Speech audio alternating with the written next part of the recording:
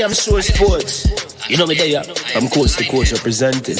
I mean, I say this is Righteous representing for Omar. You don't know, come get the sports over here from near and far. Boy. Me say I am Sure Sports, one thing me sure about. When me say sure, that me not doubt. Come get your sports, get it over here. Come subscribe, repost and share. I am Sure Sports, one thing me sure about. When me say sure, that me not doubt. Come get your sports, get it over here. Come subscribe, repost and share. If me not sure, that me not say it. Know who score, that me not say it. Never know the game play, that me not say it. If me never seen a game, me no know who play. For your sports news, better come over here so. For your soccer news, then come over here so. If you don't love sports, still come over here so. For the day done, you are gonna love over here so.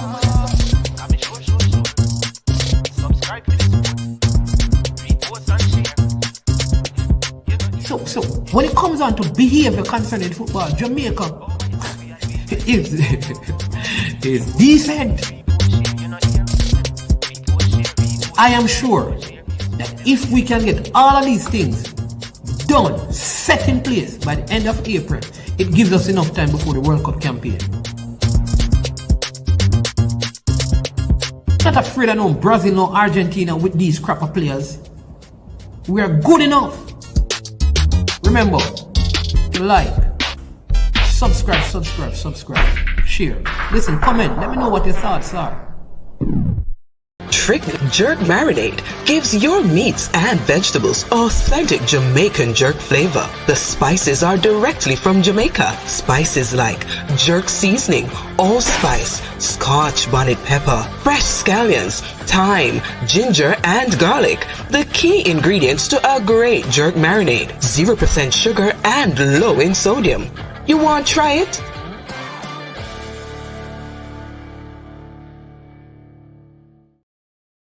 Made up of 18 Jamaican herbs and spices, add delicious, bold flavor to your next grilling experience. Flavoring sauce, a marinade, basting, condiment, or topping. Trick Nick Jerk Barbecue Sauce.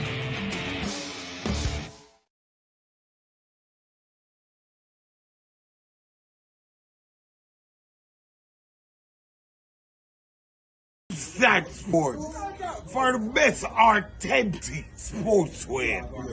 You check Wilton Sports when you want the best authentic sportswear. Wilton Sports.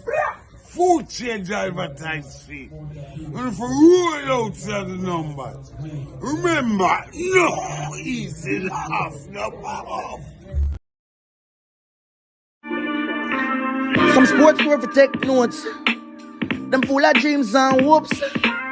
Then why them come and sell rope? When there is only one, yeah, there is only one goat.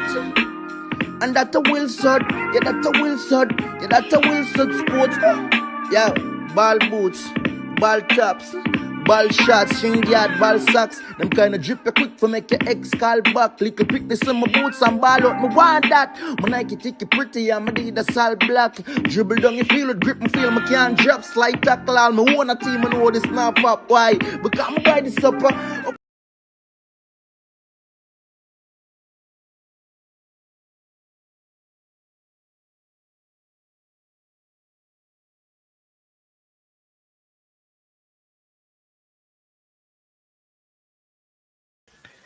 All right. Welcome to Wagwan. Oh, can you see me now? Welcome to I Am Sure Sports. This is your host, my name is Man, and it is a big day, a big moment. It is a big times in the footballing landscape.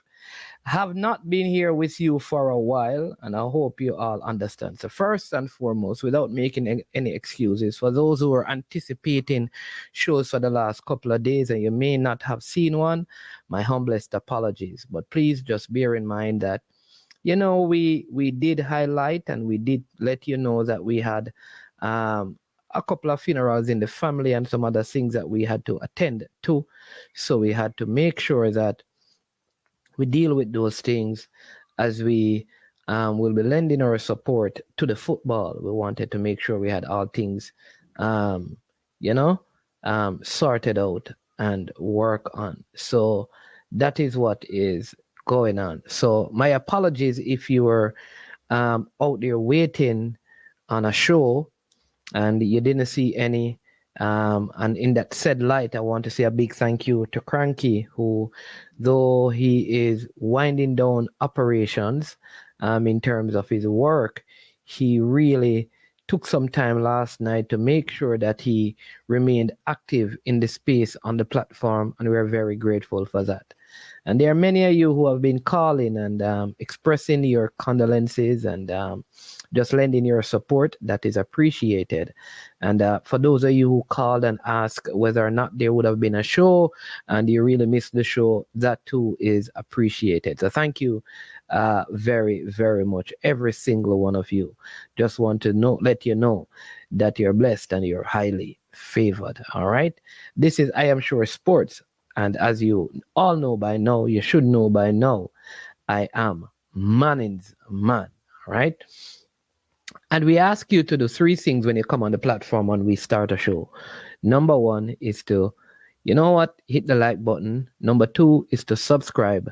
And number three is to share the content with others. Our subscription is not as plentiful as some other people, but we are still very grateful. It continues to grow, and we appreciate that. You understand me? For every single subscriber, we are heading towards 7,000, and that is a big deal because when we started this, we never even thought we would have passed 2,000. You know, because we're in a market in Jamaica where, you know, this doesn't sell. This doesn't sell. What sells is a lot of times what we call negative narratives. And so to be able to be consistent in terms of what we put out, in terms of quality and clarity and respect, we're grateful for every single subscriber. I know some of you subscribe and you don't get to watch. That is appreciated. You know, you just subscribe because you want to support the channel, and that is appreciated. All right, because every person is important. All right. I want to do something.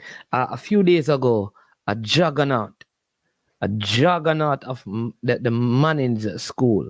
His name is Dirk Brown. All right, he's out there in Florida. Big baller. He was in his time at Manning's. He works assiduously. He works tirelessly with many other past students of the noble institution in Western Jamaica to make sure that, in particular, the footballing product there is highly kept and managed. Dirk Brown is his name. And listen, I want to play this part for him because these are the kind of people who give selflessly to their, what we call their alma mater. Just selflessly. There's nothing. He's the kind of person who flies down for the first round game, the first game of the first round, the second game, the third game. It doesn't matter. He's here for semifinals. He's here for the last game, even when the team can't go anywhere, because he doesn't celebrate the success. He celebrates the team, right? Win, lose, or draw. That is the archetype of a real loyal supporter and not a fan.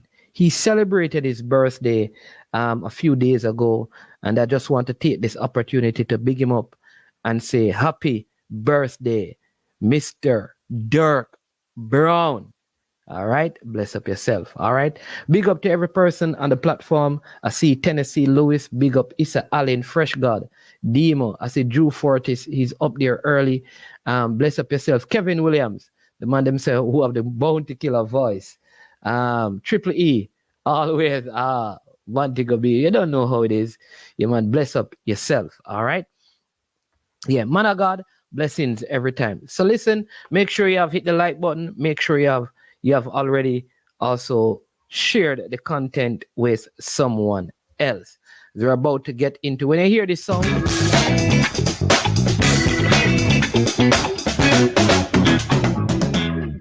whenever you hear that sound again, it means that we are ready to accept your call. it is a possibility that we could accept your call before that. But it is also very likely that if you call before that time, we may not be able to accept your call.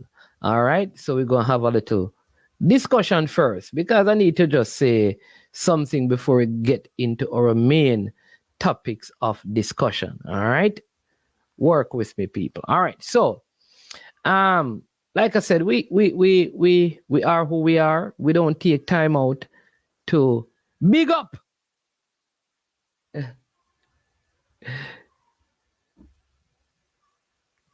King Burke.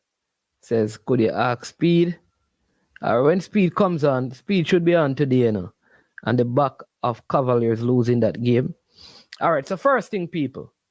All right, I have a couple of things that I need to just address, non-footballing and footballing, but I think they're pertinent to the state of affairs. Now, I will say that I am very happy to see how, for the most part, you know, the political atmosphere is a lot of fun.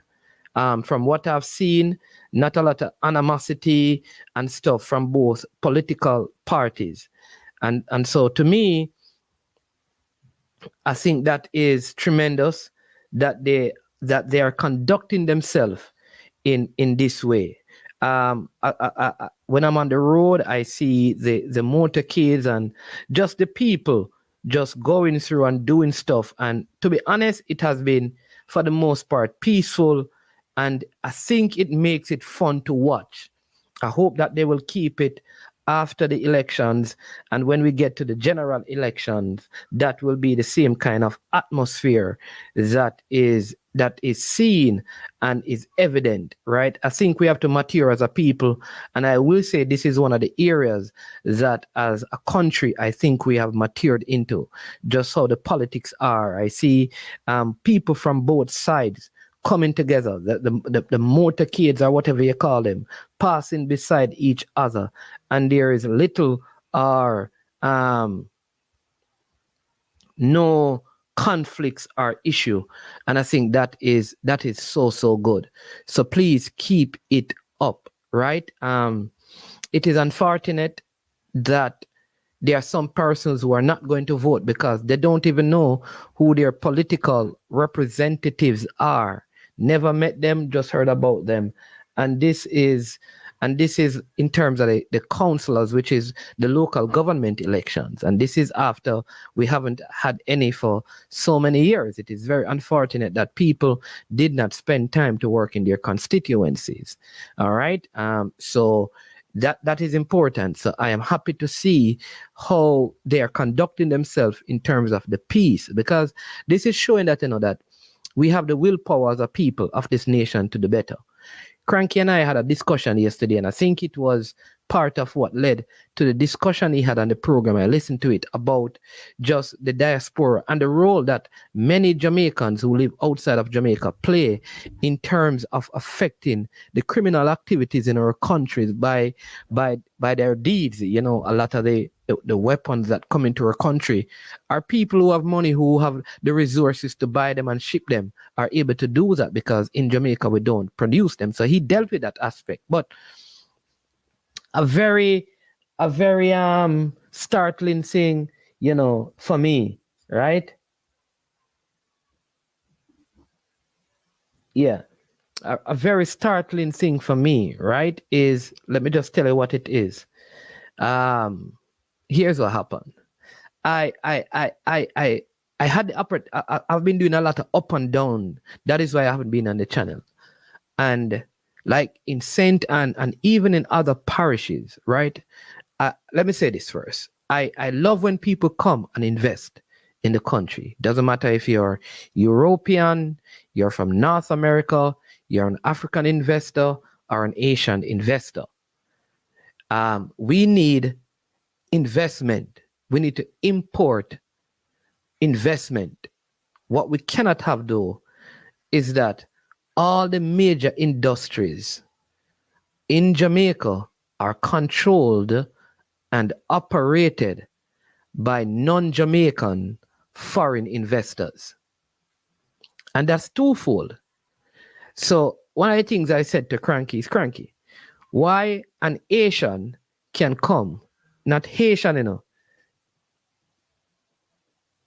an Asian can come, right? An Asian can come, follow me, and invest in Jamaica and make a profit. And a Jamaican with dual citizenship, maybe in the States or in England, wherever, they're so afraid of coming back and reinvesting in Jamaica. When every day we see people of other nationalities coming, buying real estate, buying out industries and operating in our country. I really believe that we are, the government needs to take a hold of this.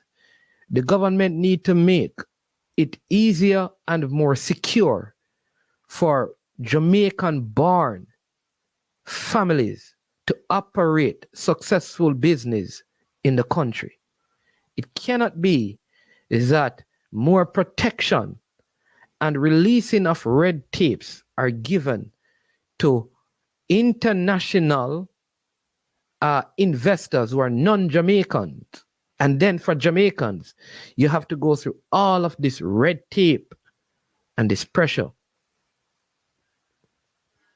There are many Jamaicans who are millionaires in the States and in England who could come and open some of these said supermarkets and haberdasheries. It is unfortunate that we live in a place that most of our towns and capitals are dominated by overseas investors. Our supermarkets, the gas stations, the shops. The only thing that real Jamaicans own and operate predominantly are like bars and nightclubs. That's it. That's it. The craft items in our countries are all made by foreigners, are brought in by foreigners. That's the one that are being purchased. And we really need to, I think government need to come together to fix this.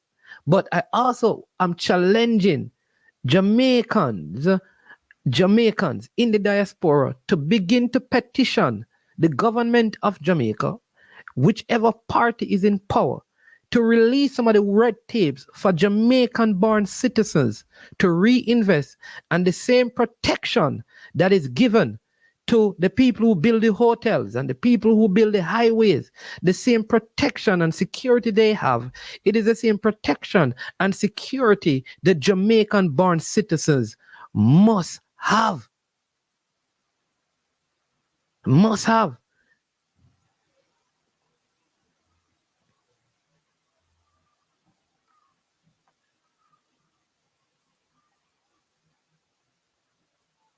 We need to do this. So I had to speak to that. I had to speak to that because it hurts me that I can say for in St. Anne, you only find a Jamaican operated major businesses like every 10 shop. So if you check in the shops, you find foreign nationals own 9, then 1 Jamaican. And next 9, then 1 Jamaican.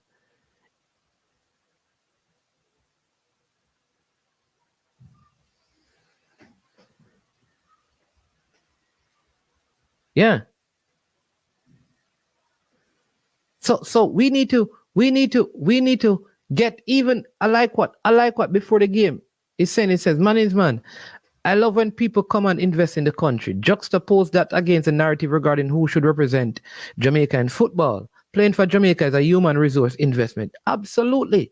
But I believe that when even people come and participate in the sporting discipline in this country, who play at the elite levels and have lots of resources, we also must encourage them and make investing easy for them in the same way we make investment easy for other nationalities. We cannot pressure our own. We cannot make life difficult for our own citizen. Because here is what I know. When I travel to other nations, and I've been to a few, here's what I know for sure. That it's very difficult for Jamaicans to establish business there. even in the most common one, the United States. But for their citizens, the pathway is easier. So why is it flipped when it comes to Jamaica, where it is easier for citizens of other nations to operate businesses and set up businesses while our people suffer? And there you go, Mr. Flex. These people send the money outside of the country.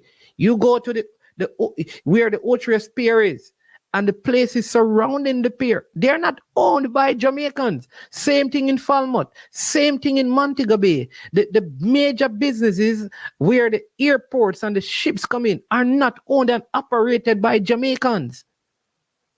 We have to do better. But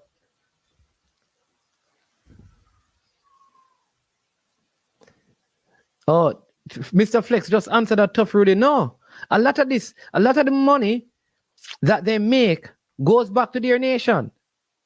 I'm telling you that. It don't stay in Jamaica. They don't buy houses in Jamaica. They don't even buy vehicles. They ship vehicles from their country to Jamaica. They live in one apartment, all of them, in a rented apartment. They're not buying any real estate. So they don't pay any taxes. All they do is pay rent at a minimal cost for 6, 7, 8 of them there, and all the money goes back to their country. They're milking the nation. So there was a time when they used to milk the people. So the people used to work and not get paid. Now the people's pay are going to these people. We have to fix that. While I don't have an issue with them, I don't have an issue with them. Like I said, setting up business. But Toughy Rudy, by now you should have seen and heard of investment opportunities in your homeland, where you can begin to export products from out of this country. Need to work at that. So I had to speak on that before I get into some matters of sports, because I think it is something that's on my heart. And so let some of us on YouTube, let's network. This is what's supposed to happen. Network and create industries. Let's start to raise up some black business owners from Jamaica.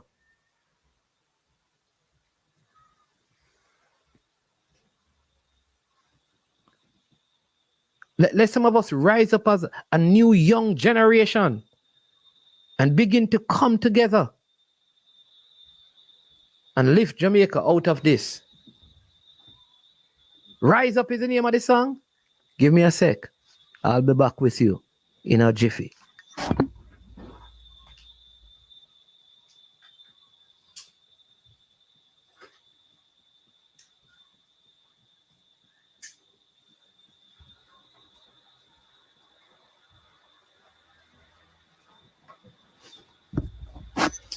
Yeah.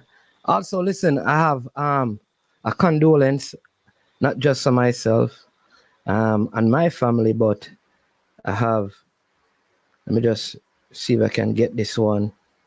Yeah. Michael Lawrence, aka Laddie. Anybody know Laddie? Michael Lawrence.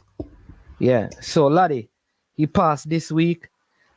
He is a Howard University alumnus, and he was a head coach there as well. Michael Lawrence, right? He lived in the Orlando area. So condolences to the Lawrence family. That's Michael Lawrence, of formerly of Howard University, Jamaican, who was a coach out there. He passed. You understand me? Yeah.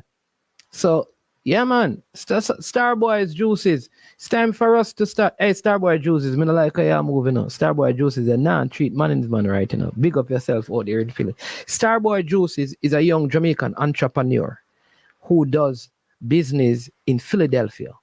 Authentic Jamaican juices that he sells. Like every Jamaican in the Philadelphia area should be buying this. Support him.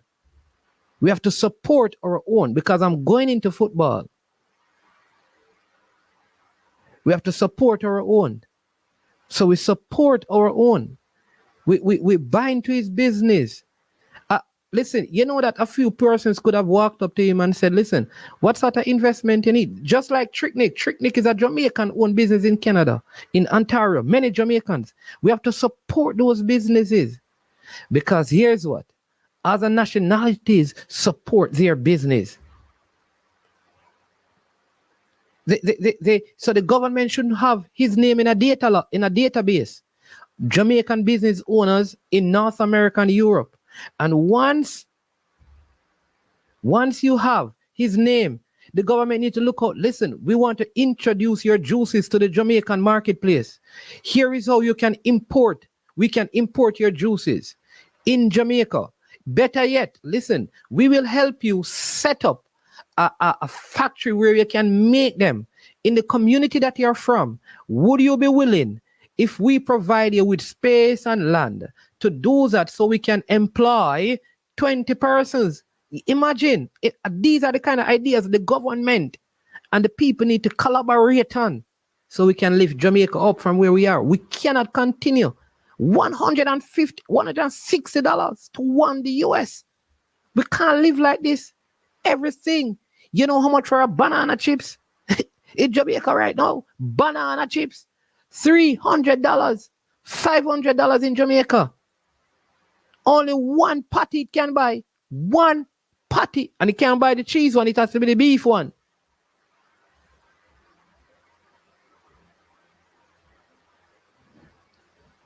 Big up Sir Simmons in the building. Coach's desk. Big up yourself. Champ Deck said, management, Jamaica, foreign mine. Mineral rate we own. Look how speed, fire, tapper, and Paul and run for one Iceland. Boy, the man them. Champ Deck, you know, you start out good, but you have to find out why. This is the other thing. Why you have to find a way to go. Like this is the next thing. Let that go now, man. You don't tapper and speed. Tapper and speed. Tapper and speed. Talk. I don't know about Paula, but Tapper and Speed still communicating. Them talk, them at games, them communicate, them talk and stuff. But we are fight a fight that they are not fighting. Make me move on from that. You vexed over something and upset about something. You understand me? You're vexed and upset about something that the person's involved in it. They are not. They get along. All right. So people, listen, I didn't tell you this, but this is Super Friday, right? Man, have to buy Reet. Man, have to buy some bad old JB. Man, have to buy what again? Man, have to buy some. What them do at 9 fish. Fry fish and cook and oil. Man, have to buy goat head. So it's Super Friday. You understand me? Drop some super stickers, super chat. Support the channel. If you're not a member yet, you can become a member. All right. So before we get into the EPL and the JPL,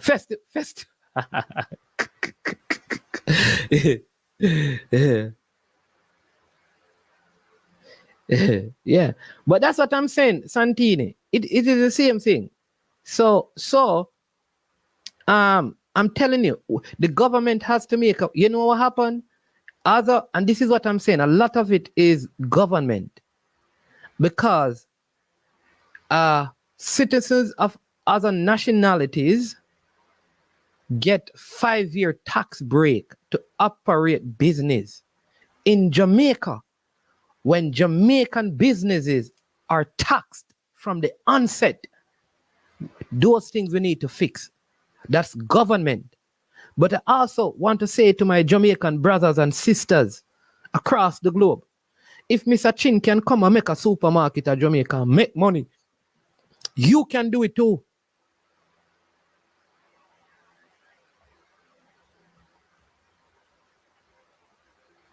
You hear what I'm saying to you? If Mr. Chin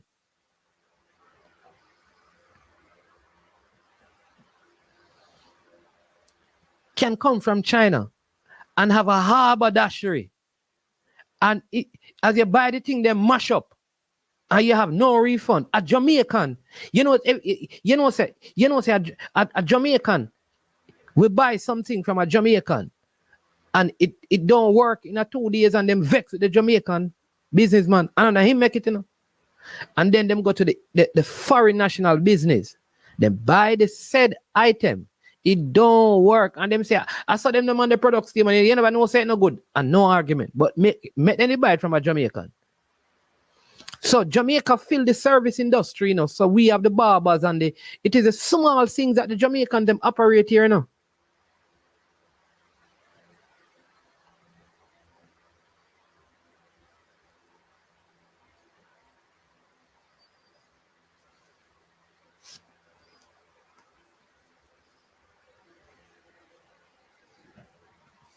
Yeah.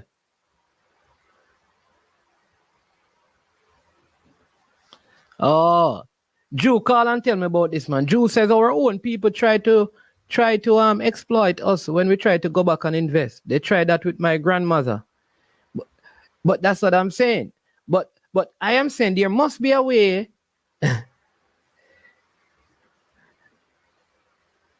There must be a way, because here's why I'm saying that. How do the other nationalities do it? And because listen, every second one of these businesses open a new gas station and a new supermarket. So they're not coming here because they're not making money, you know. These people are not investing because they are not making money. So I'm saying that why they are the only ones making the money. What about you, Drew Fortis, and your family? What about me and my family? Why we not make some of the money in Jamaica? Where they here? Because money is being made. You know what? New supermarket set up since January in one parish alone. Almost 20. You think people, and none of them are owned by Jamaican nationals. So why are people doing that? Why only certain people can get KFC franchise in Jamaica? Why a black man down the road who have money, why a black man in the States, a Jamaican in the States can come and say, listen, I want one of the KFC franchise, I want one of the Burger King franchise. Hear this, you know. Hold on, the people. We have a caller calling in. We soon get to you. We set up the phone line for the calls. Thought it was up and running. All right, but we're gonna get to the footballing discussion, you know. I need somebody to call and talk to me, because I hear people saying that the education system need to change. Everybody wants money, but not everybody wants to invest to make the money. True, Jason Gona, that's a good point too. Some of us don't want to invest. Some of us really just want to work for people, you know. We don't want to do our own business. And a man believe that, you know, as soon as him starting, supposed to make back $1 million. You understand me? But yeah.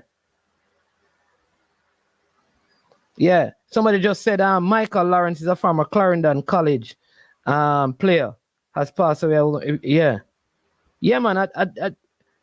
Hold on there.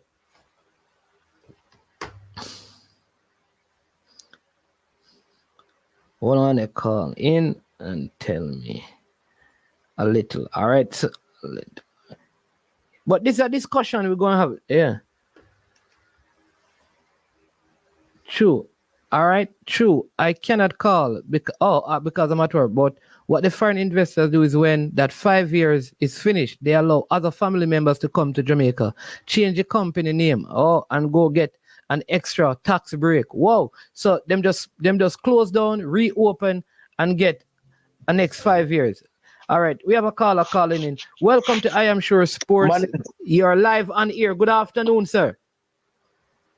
Good afternoon, man. I totally agree when you say you should come Jamaica, invest your money, and there's money in the country to be invested in.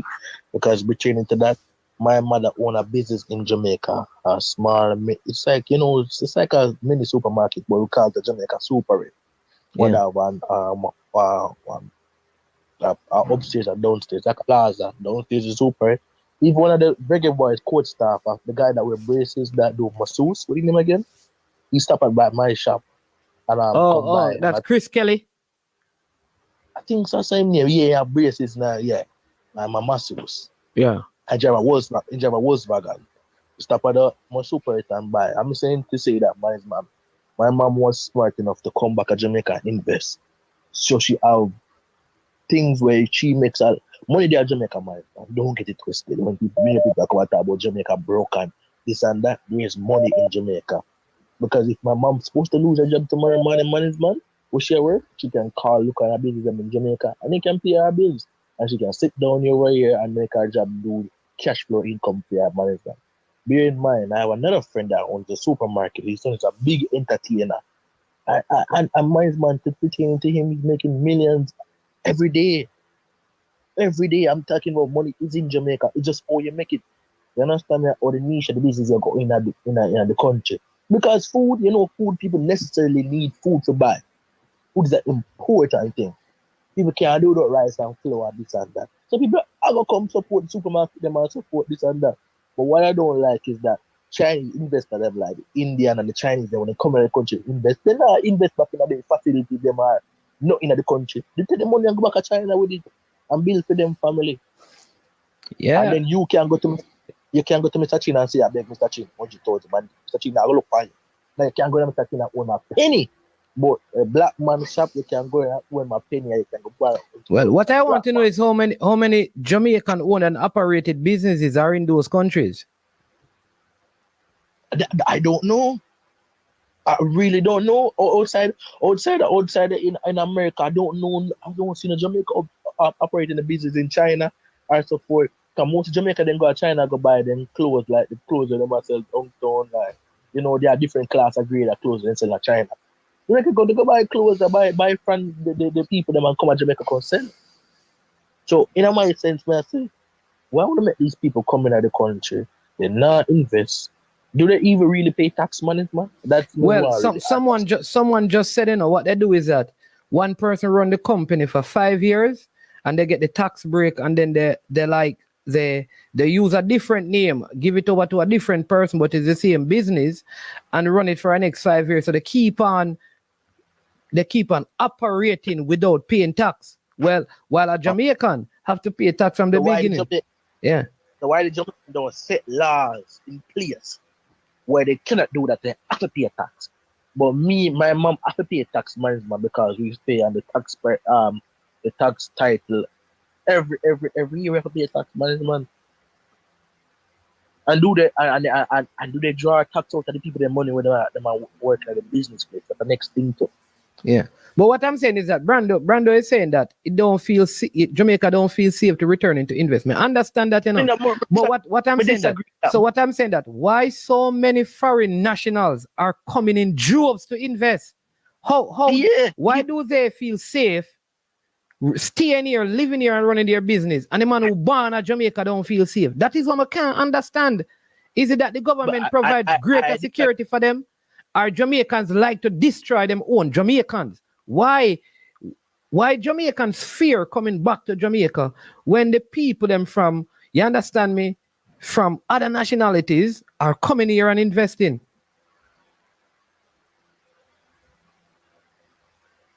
But that's the thing about it, man. I don't know the reason why, because people from India and China, them love come to Jamaica. Bear in mind, the person who owns Jung, Jung supermarket, the former management. You know how much business they have at St. Thomas? They have a next Jung place at St. Thomas. They have a wholesale at St. Thomas. They have a business place where they own at St. Thomas and people are paying their rent management. Yeah, they have all of them business and nobody what they do. And you were telling me that them scared to come to Jamaica, come, and then the bar at Jamaica, the man at Canada, and them scared to come to Jamaica, come invest. Yeah. We not get that point, man. Really not get that point there. I mean, not understand why do I say Jamaica is unsafe? Because Jamaica 3 million people, so it really unsafe. I wouldn't say that Jamaica. I wouldn't tell anybody that Jamaica is safe. What I'll tell people though is that foreign nationals coming to Jamaica operate in a safe space. So I'm not saying that Jamaica is safe. I am saying that you don't hear the foreign nationals complaining that they can't invest in Jamaica because it is unsafe. They are coming here to build, especially the Asians.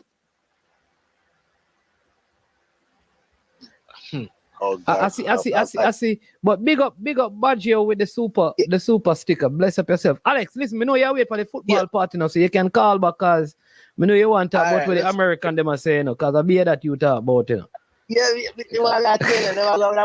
We soon get to that. Yeah. All right. Cool.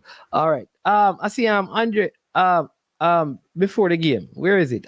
Big up Badger, appreciate. I said before the game saying this. This is a very good point. He says that because in the region we are killing ourselves, not foreigners. All right. And unlike I think Kevin, me have to blame both parties, boss. Me now blame one. Both parties. Man, I needed a link to get a bank. You don't need no link. What kind of link to get bank account, brother? Bank accounts are so easy to get in Jamaica right now. You don't even need reference anymore. So I don't know about that, Rob Simmons. Wrong bank.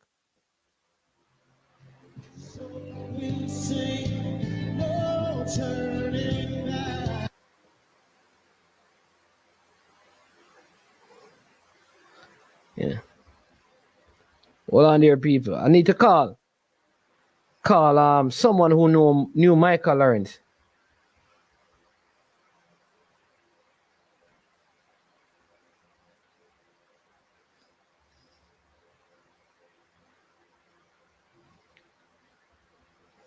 All right, let me just see. I have a missed call, so let me just call this person because they were trying to call in.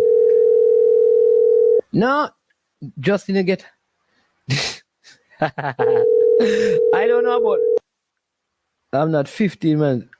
I'll be a big. No, Rob, get in our accounting. Hey, welcome to I Am Sure Sports. You're live on air, sir. Your man from Howard University and Manly School. How you doing? Mr. Stennett, what's going on? I am here, man. Man, make me sound like me an old man. The man say, Mr. Stennett. Yeah, man. How are you, man? Yeah. Yeah. Yeah, man. So yeah. So tell me about Michael Lawrence, laddie. Because you said he played for Clarendon College. Just tell us a little bit about him. There's some wind in your background for the persons who don't know much about him. You know, we have here Clayton Maraj. Clayton Maraj is a former Manning player, also played at Howard University. They call him a very wily midfielder. You understand me, skill on the ball and all of that. So tell us a little bit about, yeah, man. All right. Well, laddie, Michael Lawrence played on the 91 winning the Costa Cup team for Clarendon College. Okay. Yes, and then he migrated, came to the US. If people don't remember, sorry, I'm 91. So for people who may not remember that Clarendon College team, Christopher Dawes, okay, Christopher Dawes, Rudy, those guys. Okay. I don't remember some of the guys. Oh, so that's the team with Linval Dixon. Linval Dixon. Was Ray Graham on that team? I don't know. I don't think so. I don't remember. Sensei. I think there was a guy, Sensei. Kevin Williams. Okay. Yeah. Yeah, I think he was on that team. So yes. That was the team that beat Rossies, I think. I think it was Rossies. But anyway, he migrated after that, came to America. We ended up in the same high school in Brooklyn, New York. So he and I played together on that championship team. We went undefeated. Won the championship. Then I left, went to Howard. He had one more year. They dominated the league again and won back-to-back championship in New York. Then he came to Howard, and him, Gregory Simmons, Andre Virtue, Collins and Clark, Puppy, Jason Chung, Johan Chung. Yeah, Puppy Dog. Sterling, yep. Whoa, Sterling was on that Gregory team too. Simmons. Whoa. Sterling was our keeper. Robert Hemmings, another player from Cornwall. Jamani Anderson, Raymond. Hello?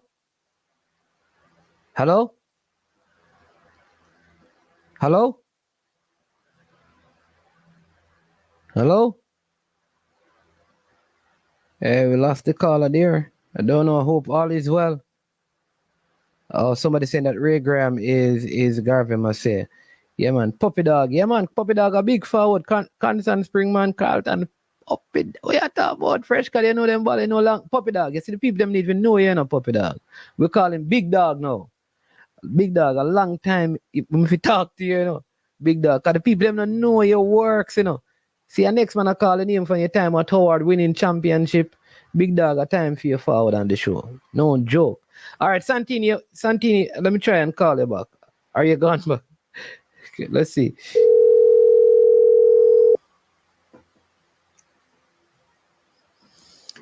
Yeah, Santini. Yeah, hello? Yeah, man. Welcome to the show. Good afternoon. As usual, I want you to know that you're live on air. Yes, I am live. It's Santi. Yeah, man. I know it's Santini. Yeah. So what? Yeah, talk to us now. Because I said that you were supposed to call in and tell us. Yeah. Yeah, the thing is that I'm saying, because my family had a business. I have a family inherited. I'm a part of the family that inherited a family business back home. So my father used to rent business on a place plaza. So he used to run a supermarket. So I know where they're coming from. Where you're coming from with the whole tax thing and all of that. That's the problem. The main, because I've rented space to the Chinese immigrants who come to Okay. right? And that's what they do to avoid taxes. And most times they try to live even in the facility Yep. to avoid taxes and rent and all of that. So they're not putting back money in the city or in the country. That is, yeah. Only other, Yeah, go ahead. continue. No, man, you go ahead. You go ahead. No, you can. Because So I own, because we are delayed a little. yeah, so because what I want to know is like, all right, so fine. Like, doesn't the government know this? Yes, they do.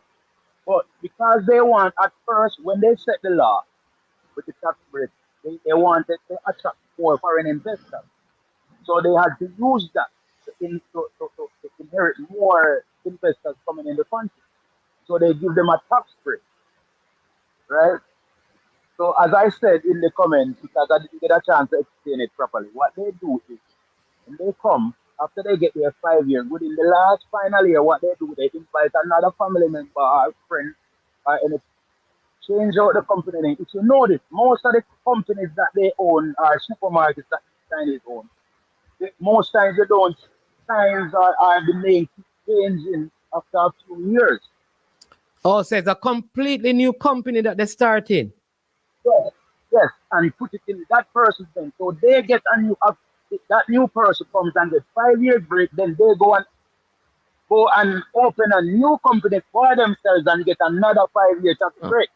Oh. Other part of it now with the supermarkets, especially with the supermarkets, the harbor dashes that they own. If you notice, what they do is they unite. So what they do is they buy groceries together. Because if you buy a certain amount, you get certain discounts. So what they Okay. do, they all put their orders together. Then now they split it within each other after. And so they get a level of discount. So that's why you find most Chinese supermarkets and all of that has more, their price rates are cheaper than the Jamaican owned companies or the supermarket.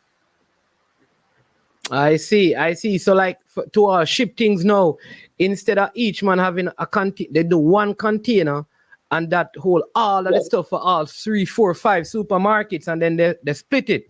So it works out. So why Jamaicans why Jamaicans can't come together and do that? That's the part I'm trying to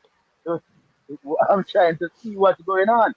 Because you know, and the thing is, because my business, I have a business back home. Me and my brother own a business that based off the inheritance started a business. What we did, because of the type of people that we see within Jamaica, we don't even let them know who we are. Oh, I see. Because the support is not there. Okay. Yeah, because and I think that I like that's what I was saying earlier. I understand that there are many people who feel like something bad is going to happen to them. Like if they were to do business, people going to rob them. So a lot of people have reservations because it's the support. Not even rob, because the support. Because when people in your area or in your community know who you are, it's like they're saying, "Oh, I make no money off of me," or they come and treat you and say, "Okay, then you want this discount." So when they can go to the Chinese supermarket and say, "Hey," and they won't get, they come and say, "Oh, I don't have enough money." The Chinese won't give them a chance. They have to come with their full money, but because they know us, as people from back home, they will say, hey, I'm not, can I get a discount? Can I get this? Can I get that? That's the problem. That's also a problem. Okay, I see. I see. And do you believe and maybe do we support each other? Like a man see your supermarket and him see the Chinese supermarket, where I'm going to buy? Most times it's because they're saying that the Chinese has better quality. They're gonna say that because they're gonna say the price is cheaper. Even if it is not, because when my father's supermarket was running, in my area where I'm from, because I'm from St. Louis, in Santa Cruz, my father had a Yeah. supermarket in Santa Cruz, and we were ranked the cheapest supermarket in Santa Cruz at the time. Yeah. But yet the support is not there from our local people. Yeah.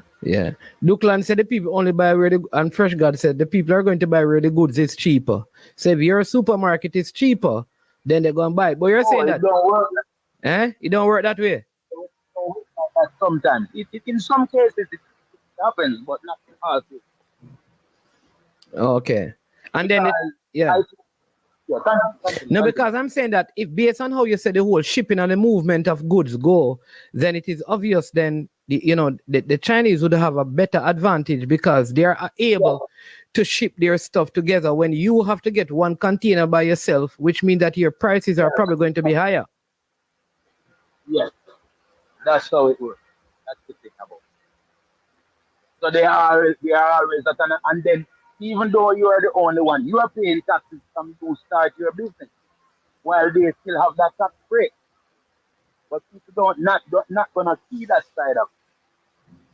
Okay. All right. Yeah, listen, appreciate the call, and appreciate the input because sometimes we need to hear like the real story, like what is actually happening. Because sometimes we talk without actually being in the situation. So hearing from you who is in the situation is very good. So appreciate that, Santini. Bless up yourself and be safe. Yeah, man, my break has up. All right then. Yeah, I gotta talk explain some other things to you where you can share with. Yeah, man. Huh? Definitely. All right, cool. Man. Keep up the work. Thanks, man. Yeah. All right. We have For the Twins. Maraj, you're back now. Caller, welcome. Hello. Can you hear me? Yeah, hear me? Yeah, man. Hearing you now. Yes. So you were saying, that somebody was also saying that he did track and field as well, Michael Lawrence. Yes, he went to Penn Relays while he was at Howard. Oh. Yeah, because he was pretty fast.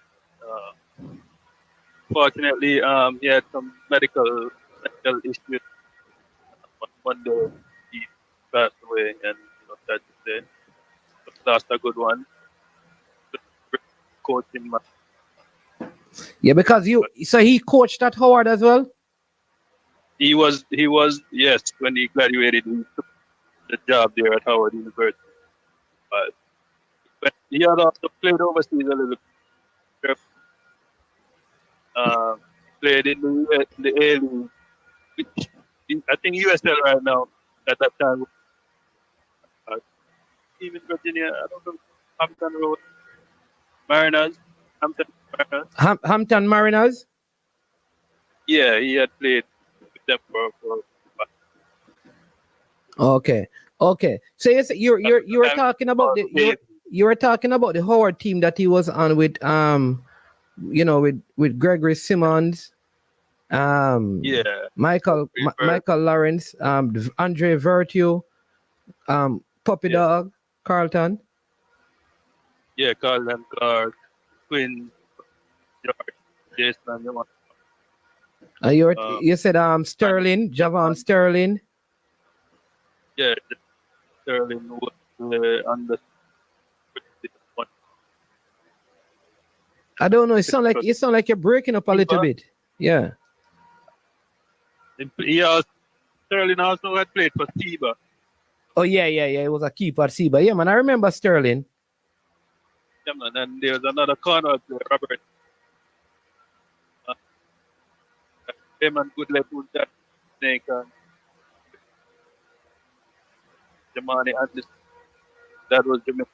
Pretty much, we had a Jamaica team. We had another goalkeeper from Trinidad, back to Yeah, I don't know. yeah, Yeah, I don't know. You're breaking up so badly. I don't know if I don't know if you're moving or something. no, I'm not moving. I'm stationary, but my signal is pretty good.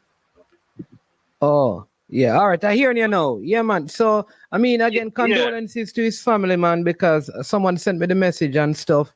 Not a player that I'm familiar with, though. right. I had mentioned to you one time that you get a program when you were Yeah, listen, here's what we need to do, man. We need to get some more. Carlington Clark, that fella name, you know how long are trying to get Big Dog on the program. I keep on telling people, I don't want all of the people who made marks and great things in the football to go in. We can talk for 10 minutes and for 20 minutes, just so people can hear the story. I think, because life is so short, man, and you have this great legacy and you have never told it. And I just tell people, just call and say, listen, I'd love to share my story because I don't know everyone, So I will not be able to reach out to anyone, but I'm always willing to facilitate people sharing their story because I believe it is the stories that inspire others. When they hear, just what you have been through, how you got to where you are, it inspires a lot of people. And I think I don't know why there's a reservation in people sharing their stories, but stories matter. I mean, some of the things that have impacted us for most of our lives are stories, whether it is in literature books or historic references. Stories matter. And people need to hear stories and just hear countless stories of how people, through the sports of football, lives were transformed. And so, I mean, I'm sorry that I didn't get to do this one, but anyone else, you just let me know. We set it up, man. Because, like I said, it is very important. It doesn't have to be a legend thing. It is just that there's a story that needs to be told. Yeah, true. I could start to talk to them and then guys. Yeah, man. Yeah, man. But and it started for me because I had just spent the day with him.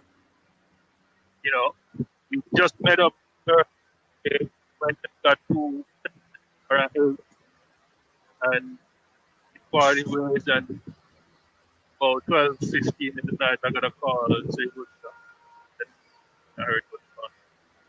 yeah. Really heart wrenching, Yeah, man. So I mean, we pray the grace and peace of the good God Almighty will be upon him and be upon his family, and will strengthen them at this time. And saying we understand the pain of losing someone. You understand? Yeah. Yeah, so I just wanted to call it to that the people who know him and I've heard, especially his client and alumni and stuff like that. So they could, Yeah, they man. know they should know now. Whoever listens to your program, Yeah, man. I appreciate it, man. And thanks for all the support. And I know not all the while you comment, but I know you watch and you hit the like button. You're a subscriber. You get others to subscribe. You understand me? And I know that you also, every now and then, you drop in with a super sticker, super chat. So thank you. As from one man's man to another one, big thank you. And I appreciate the support. All right? And I like that we're standing up for your man's players, Oh, yeah. They're giving us a hard time, man. I didn't. Yeah. All right. Yeah, man. All right. Bless you. All right. Yeah. All right. Yeah. Triple E. He was ill and he passed. Right. So, condolences again to his family. Big up Shavan Peart.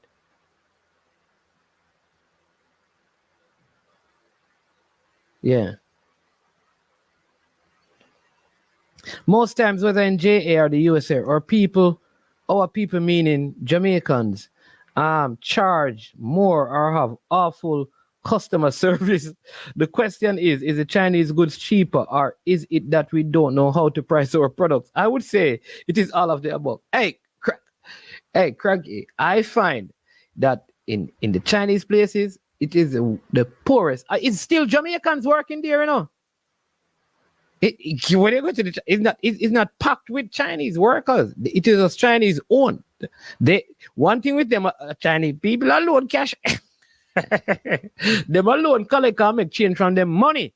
But all the other staff are generally locals. So whatever customer service you get in the Jamaican owned and operated stores is the same customer service because it's the same Jamaican people that doing it. I don't know. And one thing with the Chinese people, when they're in them store, them don't have a clue what they're saying, and you don't know what them saying. Them always talking things unless you know some, Mandarin, and you can say, oh, how we are calling stupid person. You understand? You know what them saying. Them tell you all kind of things. Same thing with Hispanic. So let us be mindful of that. All right, so people, yeah, it's an hour, so let's jump into some football discussion. Remember, it is Super Friday. Again, big up to Ricardo Baggio for the first Super stick of the day. Let us see some more run on in. You understand me? Big up Mr. Porter. Ernest Murray says back in the days, a Chinese will set quarter bread. Our shopkeeper don't do that, so we tend to buy from them instead of our own. Mr. Chin would open his shop window to sell you. Our people say we're gone we bed. Ernest, that is true. That is true. One thing with Chinese, when it's money to be made, them open Sunday to Sunday, morning, noon, and night. No matter what, if people out there, them staying open. If them are closed and them see you come, them let you get inside. Yes, a fresh god, they rank. Oh my God. Big up yourself, fresh god. Yeah. So let's talk about Cavaliers again. First thing, let me say this. For a young Cavaliers team to have gotten where they are, kudos to them. For the staff of Cavaliers, oh no, Melo not play. Melo was in university overseas, man. That's the next one. Hey, come on, let me tell you something. If you want to play and represent Jamaica right now in football, leave the Western parishes. It not gonna work out for you. It not gonna work out for you. You come from St. Elizabeth, Westmoreland, Hanover, St. James.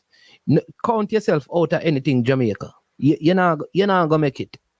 You're not get, yeah. Right? Yeah. All right. That is my opinion. That is just opinion based. Right. So a lot of the players from Western Jamaica give up on football because I'm talking youth players under 17, under 15, under 20. Them not see no hope of even getting a look in. We gone back to where we were 20 years ago. When once you come from out the West, nobody's supposed to look for you. That our teams are made up of people. It's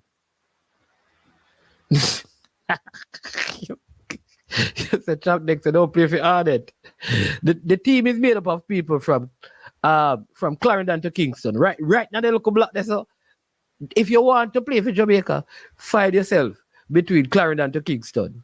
If you know in them the place there, especially with anyway, so big up to Cavaliers because for them to have gotten where they are, watch this with these crapper players, these young players,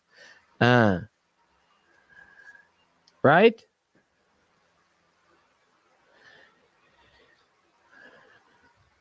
They have really done well.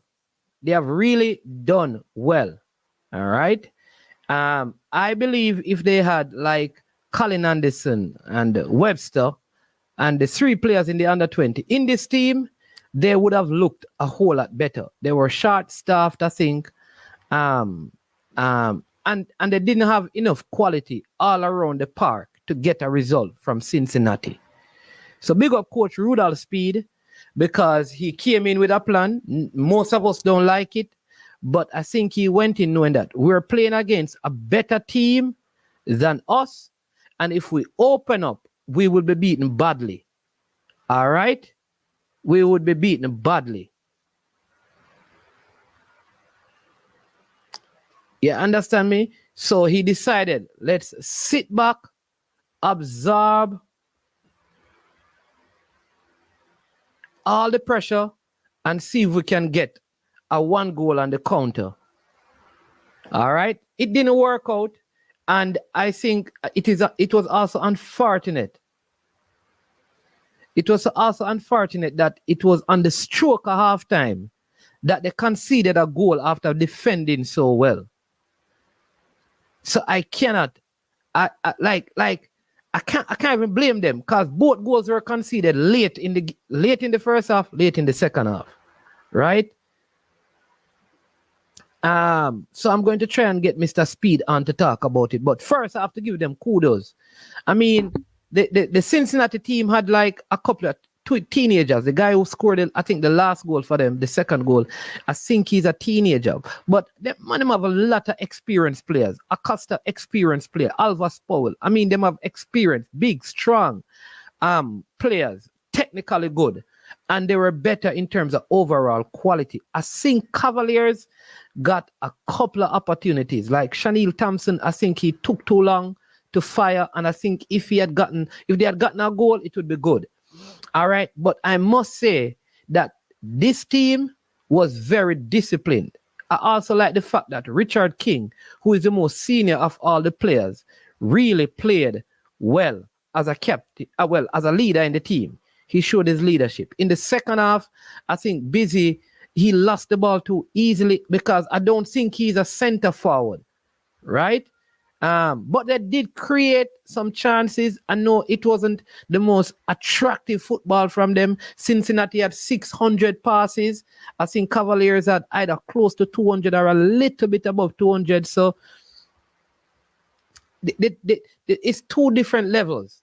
And for them to play against teams of two different levels and do this, I think it is good, right? Yeah.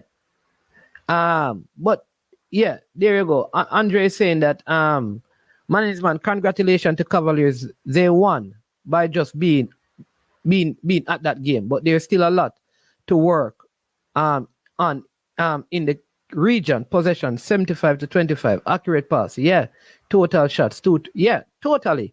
So I'd say Cincinnati dominated the game, but Cavaliers was good on defense, which even speak to Rudolph Speed as a coach. He got this team well organized, and again, he was without Christopher Ainsworth, who is a sure starter. So that means his bench was weakened. He's without Nicholas Hamilton, Kumi, who is an experienced player. He's without Adrian Reed, who is a sure starter. He was without Ronaldo Barrett, right? Who is a sure starter. And they still put in this performance. Marky, the Cincinnati team has also changed, right? So I can't be too hard on them. Personally, for me, I believe the team in our JPL that is best positioned to participate in a competition like this is Mount Pleasant. And here's why. Because I believe Mount Pleasant has enough financial resources to buy like more players.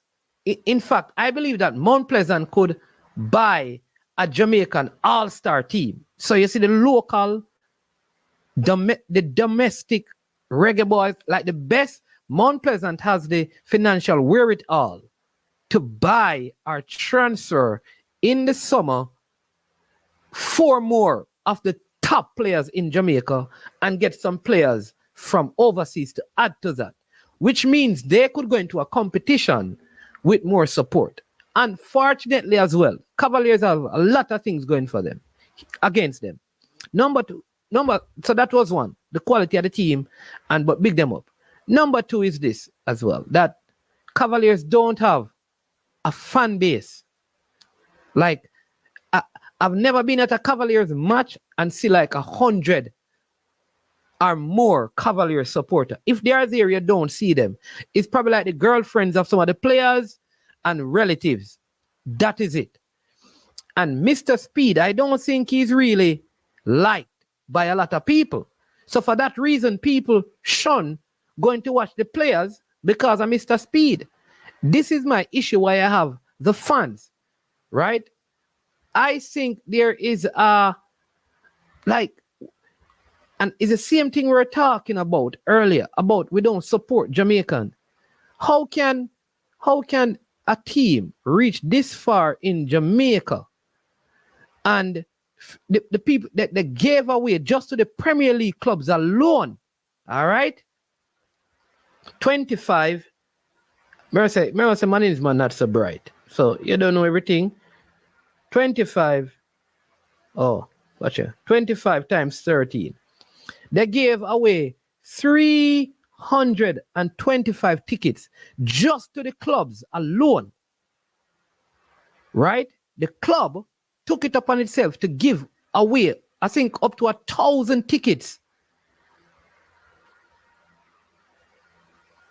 1,000 tickets.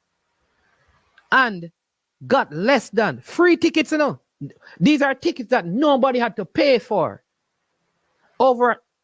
They gave up to 1,000. And out of the 1,000 tickets, free tickets, less than 250 people went.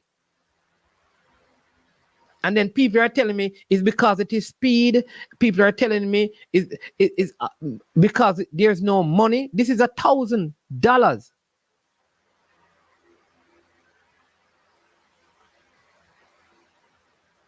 Right? All kind of things. So, listen, here's what. I think if Humble Lions were there, apart from the people who support Humble Lions, it is the same thing. If Harborview were there, it is the same thing. Probably the teams that would draw a lot of support again, I believe, it is Mount Pleasant, Arnett Gardens, a Waterhouse, and I would say a Tivoli Gardens. If those teams were in it, I think they could draw. Even Portmore, I don't think could draw a lot of people in the stadium, maybe more than Cavaliers, because we don't support Jamaica football. And I think there's exactly true. There is always a next excuse. There's always a next excuse. And when people come out and say that the national team should not play in Jamaica, we complain. I am telling you, people.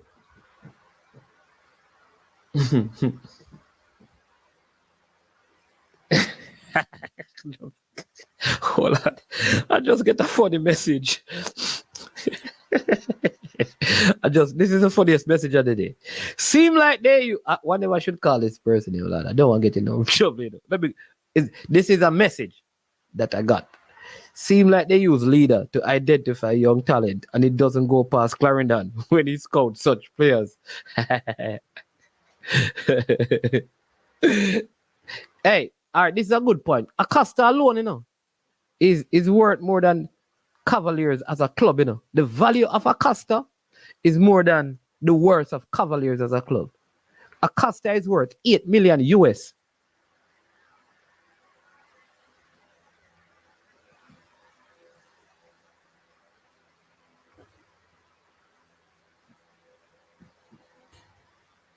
I need somebody to tell me why. Because I am telling you, listen, this is why, Let me tell you this. All right. Never touch on some KC people, Because Busy Atkinson was celebrated at KC. You see, Chanel was celebrated at JC. Those two players were celebrated at their high schools. And I'm saying that I can tell you this right now. If a Manning's player was playing, like Javin Williams and those teams, the whole of the youth them from Manning's are go at the match, go support him. That because we support is not for schoolboy football and champs alone. It's ongoing. You see, a lot of these big name schools, you see when the players leave the school, them no watch nor follow the players again. Busy Atkinson was celebrated at KC, and Busy just came back from Iceland having an injury. He's playing a game against this once in a blue moon, and we are already KC fans to support Busy. Busy I'm talking about because he's playing. We're the JC fans to support Chanel.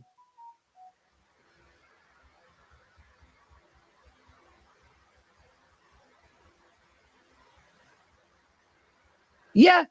Hey, do you know that? Alvas, big up. Big up Alvas Powell. Alvas Powell, yeah. Yeah. Alvas Powell invited more fans to the game. You know that, people? Did you know that? Of the people who are there, Alvas Powell had the most supporters.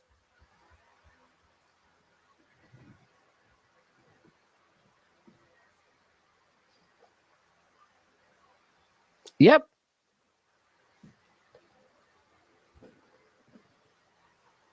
But I'm saying Omar Fowling, up to this point, Cavaliers had lost only one game. So what do you mean that the team was not competitive? The team had only lost one game up to this point. They are going up against a Cincinnati. And while Cincinnati is ahead of them, they didn't play badly. I am saying to you that if Mount Pleasant were playing, is not Jamaica going to support Mount Pleasant? Are the same people them where watch Mount Pleasant at Draxall? So let me go a little further. The point I am making is that if it was Mount Pleasant playing Cincinnati, I'd want to believe that the rest of Jamaica will go out and support it. Because if Cavalier play there, Jamaica will go support it, because this is the only Jamaican team in this competition. They are not just representing the people in Tivoli. They are not just representing the people in St. Anne. They are representing the entire Jamaica. But Omar Fowling, all right, you're saying that Cincinnati totally dominated the game. That is after people did not go to the game. I am saying that why they didn't go to the game. You cannot say the reason why they didn't go to the game is because Cincinnati dominated the game. Because the people did not know that Cincinnati was going to dominate the game the way they did. So why they didn't go to the game?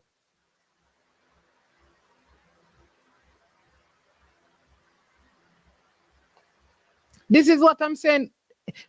All the rest of JPL clubs should go and watch the game. That's the point I'm making.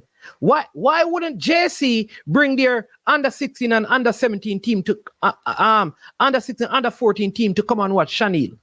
Why wouldn't KC bring their young players to come and watch them? That's the point I'm making.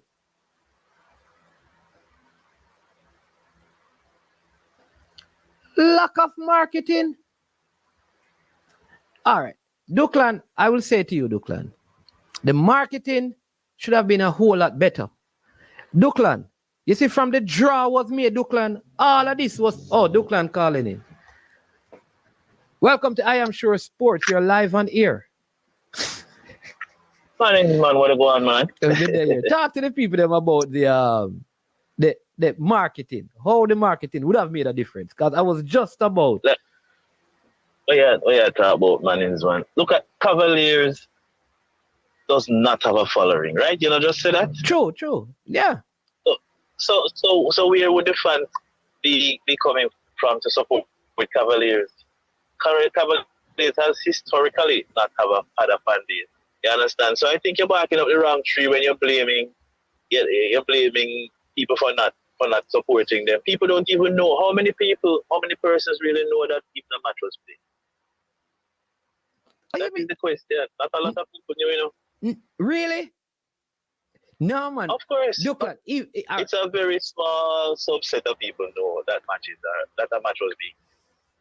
I don't know if I buy that, you know. Look, I am 100% sure that what you talk about, man. They have been falling down. Jamaica in general has been falling down on promotion since captain. Look, Cavalier you know in particular. Everybody in all the football leagues and competition in Jamaica knew about this match months ago.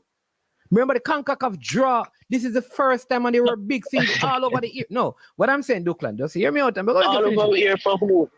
No, for the locals. It was all of these things were on KLAS, they were on Hits, they were on TVJ, they were on CVM, they were on Sportsmax. All of these things over and over talking about this big draw. In fact, there was a big. Yeah, that's what I'm saying though. There was a big thing because people are saying that the possibility of even playing against Inter Miami and drawing against them and all of those things. So it was, and Messi was coming, and people are even saying that if Messi came, the stadium would be full and sing. So there has been a lot of discussion about it. I'm talking about in the footballing space, which probably is not really a big grouping.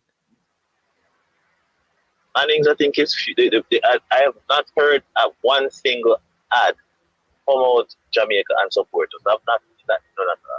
But they don't have to. I don't have to say that, Duckland. Oh, you're saying that they should like. They should like say, come out because. That's what promoting is. You advertise it. You say what's going on. You say the time. You say the venue. You give them something to look forward to. You make an appeal for them to come out. That's what an ad is. Duckland.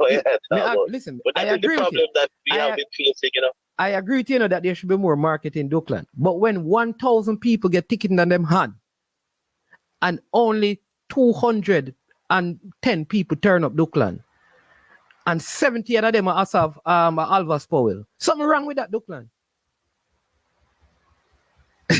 Why did Alvas Powell turn out? Why did they turn out? You don't know. He certainly was a marketing. He never did any commercial. You need to call Alvas and ask him how so many people turn out for him, and he will tell you what is going on. Because if Cavaliers can pull 100 people, it's sticky.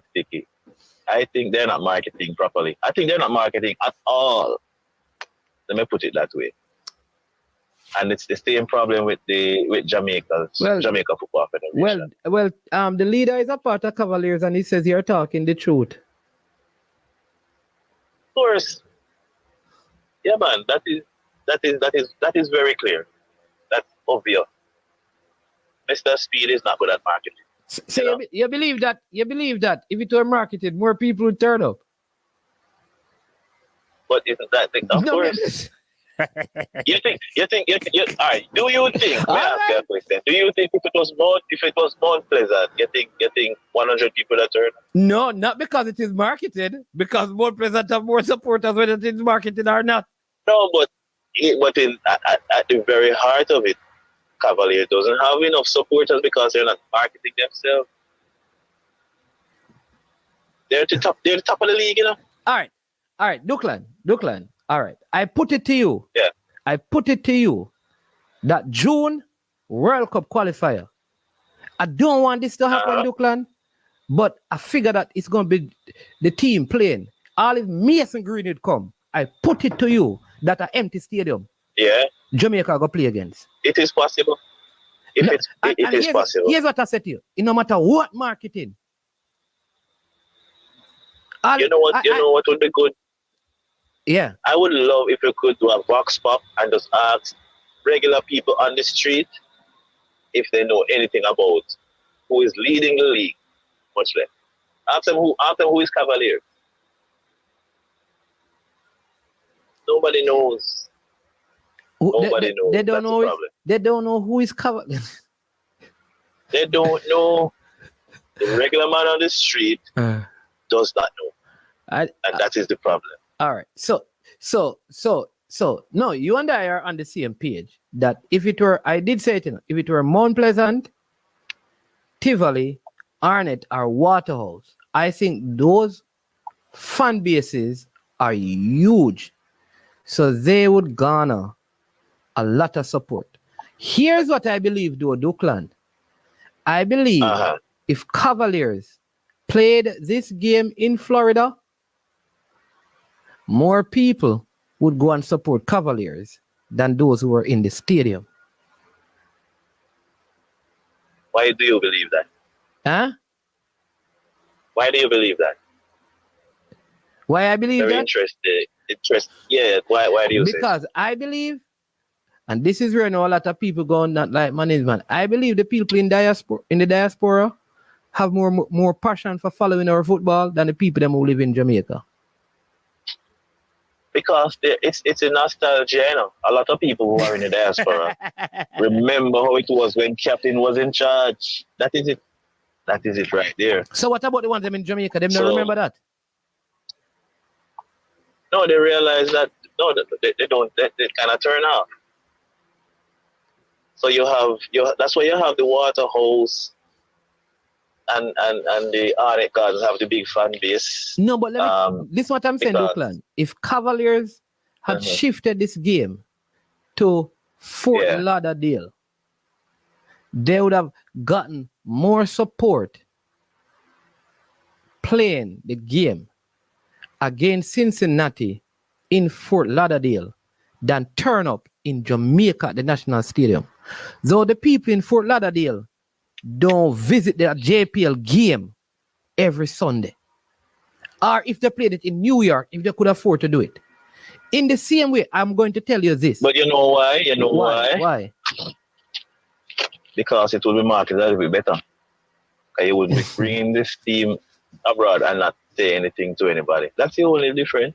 You think it is the marketing? All right. The marketing 100%. I'm going to tell you why as well. I'm going to show you one of the other reasons. When Jamaica played the game in New York, I think against who did they play? Guatemala. You see, if that game was played in Jamaica, nobody would watch it. And it wasn't really marketed in New York. And I'm telling you, more Jamaicans turned up than if it were played in Jamaica, in my opinion. What if it wasn't marketed? How did people know about it? I'm telling you, just word of mouth. But if it's even that. but there was a lot of word of mouth. But I'm saying that all right. But we don't. Also, we don't even have that. That is what I'm saying. We don't even have word of mouth, man. Duclan. All right. So if the word game of mouth is probably what all of us. If you heard, if you watch this, if you heard, all right, last week, if I said I had 2 tickets, last week Monday for Cavaliers versus Cincinnati in Orlando, you know what would you do, Duclan? You'd probably say, man, give me a ticket and go to the game. Same thing if it were in New York with Cranky and those guys. I am telling you, there are people who live over Nannyville, me know a man, and get a ticket and don't go to the game. We should ask them why. That is what we need. We need to get to the root of the issue. Maybe that is true. Maybe we need to find out. Maybe there are other factors. Do a poll. Yeah, man. Yeah, man, there are other things. But I don't believe it's because people dislike Mr. Speed. I think Mr. Speed is probably the most popular person in the JFF. I think if you conduct a poll right now and ask who is the leader of the JFF, you're gonna hear Mr. Speed name probably more than Mr. Risk Cricket. Among the common man, not the niche football supporter. They would see his face more, hear the name more. All right. The marketing is awful. Brethren, this man telling me one of the things I don't understand that people act like them don't have jobs to come out that much at 9. Listen, you think that I don't know, like this idea that it is because people have work the next day why them don't go support football at 9 o'clock. The same people them go party, brother. Man, what kind of conversation? What do you mean? No. Hey, listen. No. I was stuck. You know how long I was stuck last night on the road in what them call them, the motorcade business. I buck up in 2. Exactly. I stop at one place. Hey, listen. One part of the town full of orange. You see me say I'm cleared around 45 minutes in the traffic. You see me clear that. We get to our next place, full of green, right? So those people don't have work. It has nothing to do with getting up, man. No, I don't believe so. There isn't a buzz around it. There needs to be a buzz around. I'm trying to figure out, Duclan, because I don't get the feeling that people, like the people in all right. I want you to watch the crowd at Mount Pleasant. The crowd at Mount Pleasant have even dwindled a little. I'm telling you. I don't know if because it is the political time and maybe when the games are being played, people are preparing to go to political meetings. Maybe a lot of the people that have gone to the games, they probably were doing electoral. They were campaigning for the election. Maybe that was it. Maybe we could give it to that. And then I think the PEP mental ability thing was also, so maybe some parents, I don't know. Yeah, well, we need to ask persons who had a chance to go why they didn't go. Yeah. And we need to ask some persons who are probably not as close to the football, get some insight from them. What would make you go to a match? What is preventing you? Did you even know about a match? Stuff like that. Somebody needs to do that research, that market research. All right. But what I'm saying, you see what this game is like what the World Cup qualifiers are. Because this game is like it is like the Champions League of CONCACAF, where a team qualifies for the Club World Cup. Mark, you may believe that, well, Cavaliers don't have a chance. So I'm saying that it cannot be so big after so many years of known team. And then it was spoken about. And even the people who heard about it, so fine, it needed to have been marketed more. But I am sure that more than 200 people knew about the game. I am sure that at least 2,000. I'm saying that at least I am sure that at least 2,000 people in Jamaica knew about the game, and only 10% of 2,000 went. Something wrong with that? No, that's not strange in marketing. That's not really strange in marketing. It's not everybody. It all depends on what you're marketing. People will make a judgment call, is this worth my time and my money? So the part of marketing is convincing people that it is worth my time and my money. And they have not sold that product. It's a wonderful product. The way you have said it, if they just package that in some, a nice, maybe an ad, maybe a flyer, whatever it is, and get it out to the public, more people would come. That's simple. Okay. But they don't want to spend any money. Yeah, spend money. Okay. All right. So that is true. Those are my few cents. All right. Respect, sir. All right. Cool. All right. I don't know. All right. Lookland has a point still. We're going to talk to Mr. Speed. I see we have a next call here from he's on the next call. All right.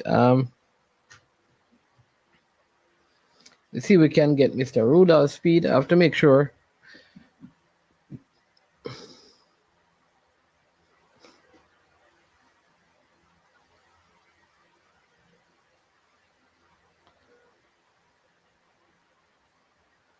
All right, so let's see if we can get him on.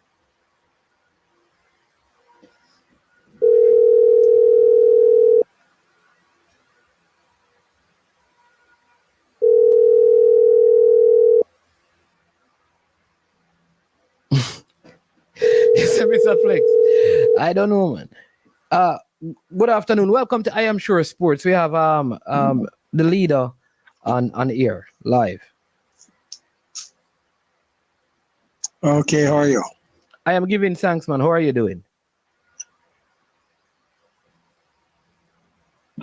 Before I go any further, the views that I'm about to give are in no way connected to the views of Rudolph Speed, Cavalier Football Club, or the Jamaica Football Federation. Let me just make that statement. Continue now. No, you said at the point. Yeah, I don't have anything to say. You called. Oh, okay. No, what I was calling is just something I just wanted to say. That generally Jamaica, it's not just a Cavalier province. Jamaica doesn't have a football culture. That's the first thing. It's very, very obvious. And then now, the second thing is that the fan base for Cavalier, older people of a certain age know about Cavalier, because if you go around, I've spoken to people that are in their upper 50s, 60s, and so on, and they know it. It's a household name back then because people knew it. People are able to tell me things sometimes when I meet them, and they tell me about the various players. I don't know about them. Most I knew back in that time was that Cavalier wore black and white, right? So I can tell you it's a household name back then, but the gap between about somewhere after in the 81s when they won the last time, and then Duncan dying, it hit a skid. And after that, by going down, it had to be revived by Mr. Speed. So that gap of about almost 30 years, they lost a whole generation of people grew up without knowing that much about Cavalier. So that's one of the things. So their fan base is going to be a lot of those older people who knew about the Duncan Destroyers, the team that would have played Chelsea from England here at the National Stadium, because this was a team that brought down all of these big names and so on here at the National Stadium and played them. They brought Pele here.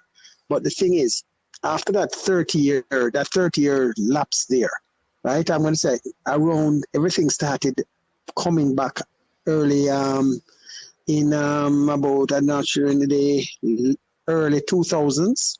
And then when you're reaching into 2011, when it just started to bloom and all the youngsters knew about Cavalier, and that was the place to go. Because the set of kids that went to the 2011 World Cup, by that time, Cavalier was a powerhouse name in all of the youth.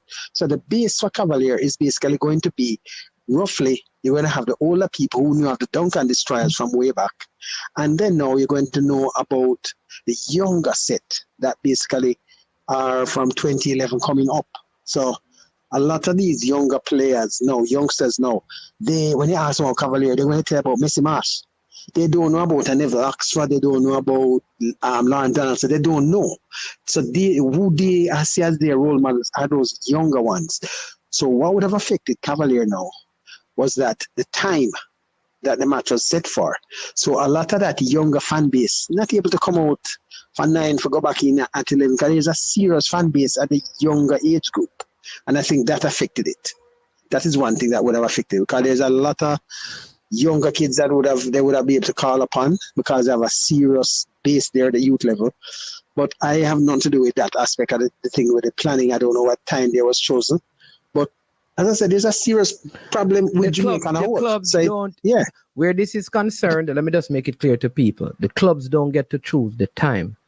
CONCACAF dictates the time based on their TV schedule, because all the games are carried live on channels. So the games must be set at a specific time.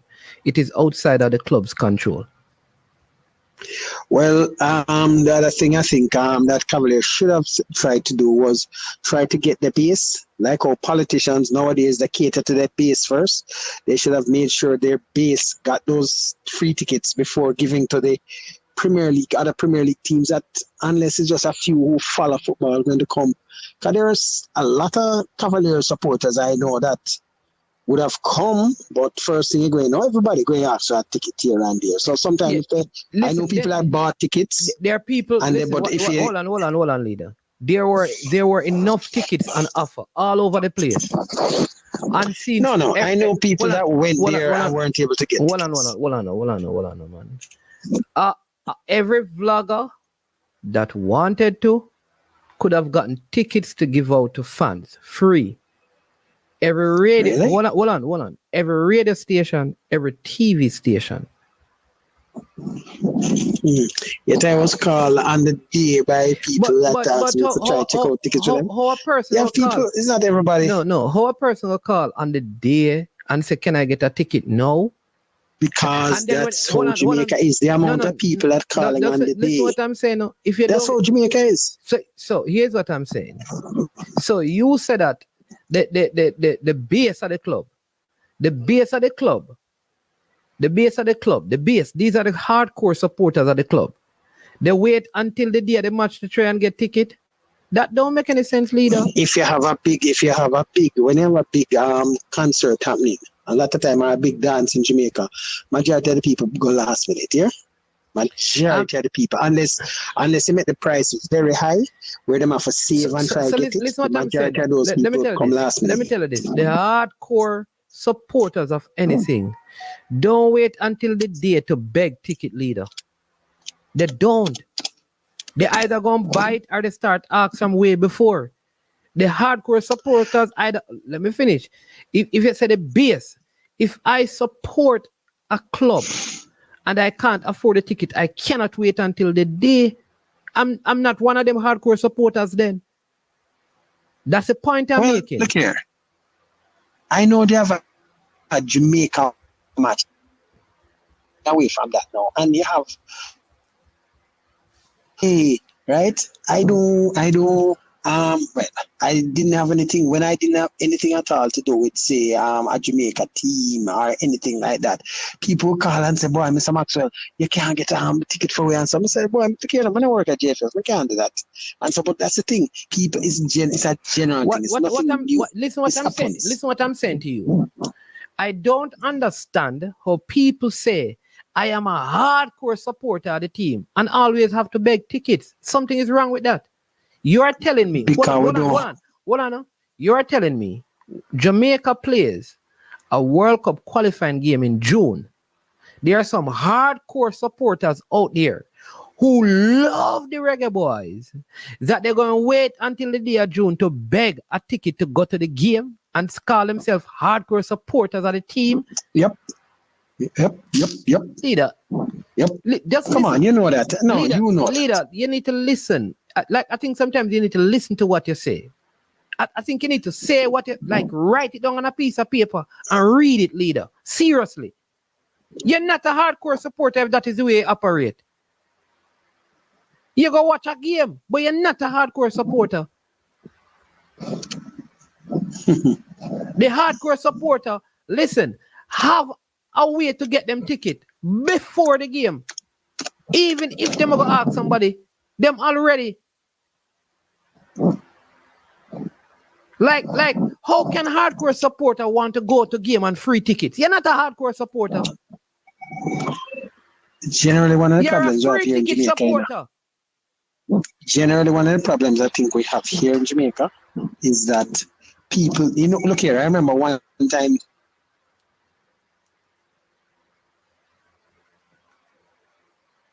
I think, and it worked to an extent, but a lot of people couldn't deal with that aspect. I am saying to you, they are not hardcore supporters. They are free ticket supporters. Free ticket supporters. That's what they are. That's what we need to call them. Which club in Jamaica? Which club in Jamaica?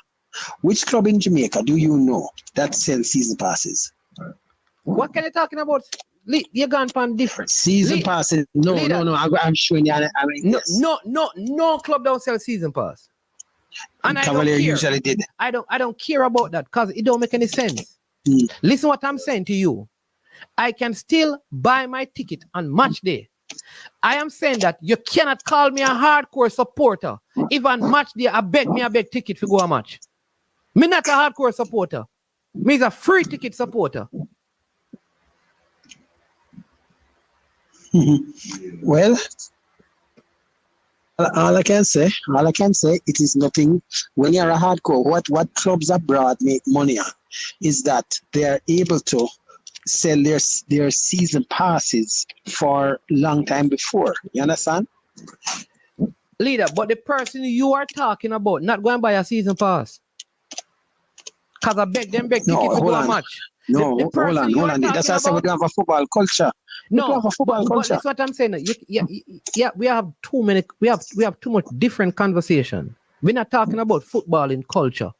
Listen what I'm saying to you. If I call myself a ardent supporter of the Reggae Boys, Jamaica playing a game in June. If I wait until the day of the match to go up at the stadium, go beg ticket, I am not a hardcore supporter.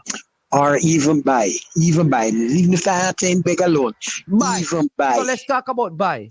Because I know people that wanted to buy and I had to send them the link on the deal. No, I think I missed it. Anyway, so I wanted to. I think you and I having, because you're trying not to be wrong, and so I don't think both of us going to come to the same point. All right. And please just know, I hear you saying that whatever you say, I'm not going to ask you. I told myself I'll never ask any, because I don't want you to ask me the question, because I'm not going to ask you any, because I understand that as long as you're a scout for the JFF, you cannot talk about any football. So don't ever call I call other programs that I do. It depends on what you can talk. And when I believe that what you're saying, I don't think the people need to hear, I'll cut you off. But I'm not going to ask you any question, because you only want to talk what you want to talk when you want to talk it. So I will not ask you any question. No, man, it's also that, because so we have good dialogue all the while. No, that ended it. We can't have dialogue anymore. What kind of dialogue with Why?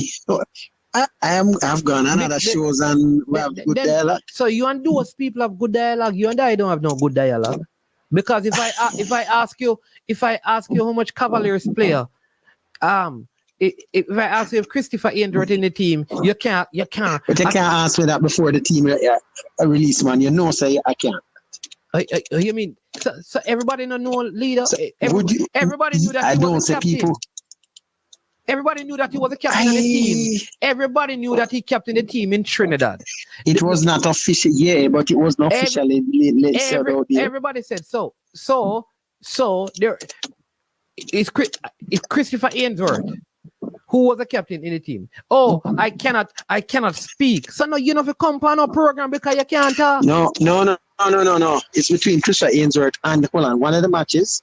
Adrian Reed, the captain of the team also. So let's get it straight to that. Mercy, you're gone to the captain. Yeah, missed the point again, leader. We're not talking about the captaincy. What I'm talking about is that when we ask you about Christopher Ainsworth, the first thing that came out of your mouth is that you are not able to answer. This is what you type. You're not able to answer anything concerning football because of your capacity with the JFF. So why you come on program? That's what you typed. That's what you typed. Go back and look at it. That's what you typed. Anyway. So why you go on program and talk? I know. Things that would have been known, I will talk about it after it's known. I don't and then you come. Don't tell me nothing about Javin Williams. When we want to talk about Javin Williams, we talk about himself. That was bad. That's a private thing, sir. We can't discuss that on the show. What? I said something in private. No, hey, you see that now? No, you see you gone pan different. I was talking about Javin. No. Listen to me. I was hold on. No. You see, this is your problem now, because you're telling people say you have private conversation about Javin Williams. I'm talking about the program that I was doing when we're talking about Javin Williams. That's the same time. Why you talk about leader, man? Okay, I thought it was a private one. So why I tell people now, say me you have private conversation. But people go feel like say me that discuss the matter. Me never that discuss on Javin Williams private. You send me a message. I'm tell you send me a message. I'm say don't ask me nothing. That me say me ain't on no private. That was a conversation. Me said don't ask me nothing.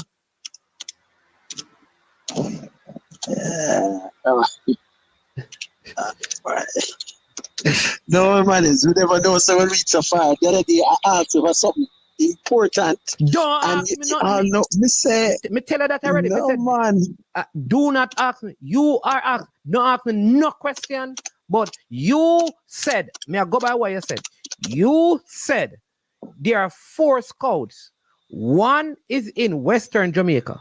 Why would you call a simple vlogger to ask the vlogger about players in that same place? Why you are asking? Okay, Manins. When the man sometimes we have our sources and we can help to get things done. No. But do we do it? No. Here's the thing now. Let me tell you what will happen. You see, if I give your name and the player don't good, here's what that happened. You see, a man is man to tell me about this player. Go and go find them yourself and you scout them. I am not a scout, I'm a vlogger. We can't No. We already knew the names, you know.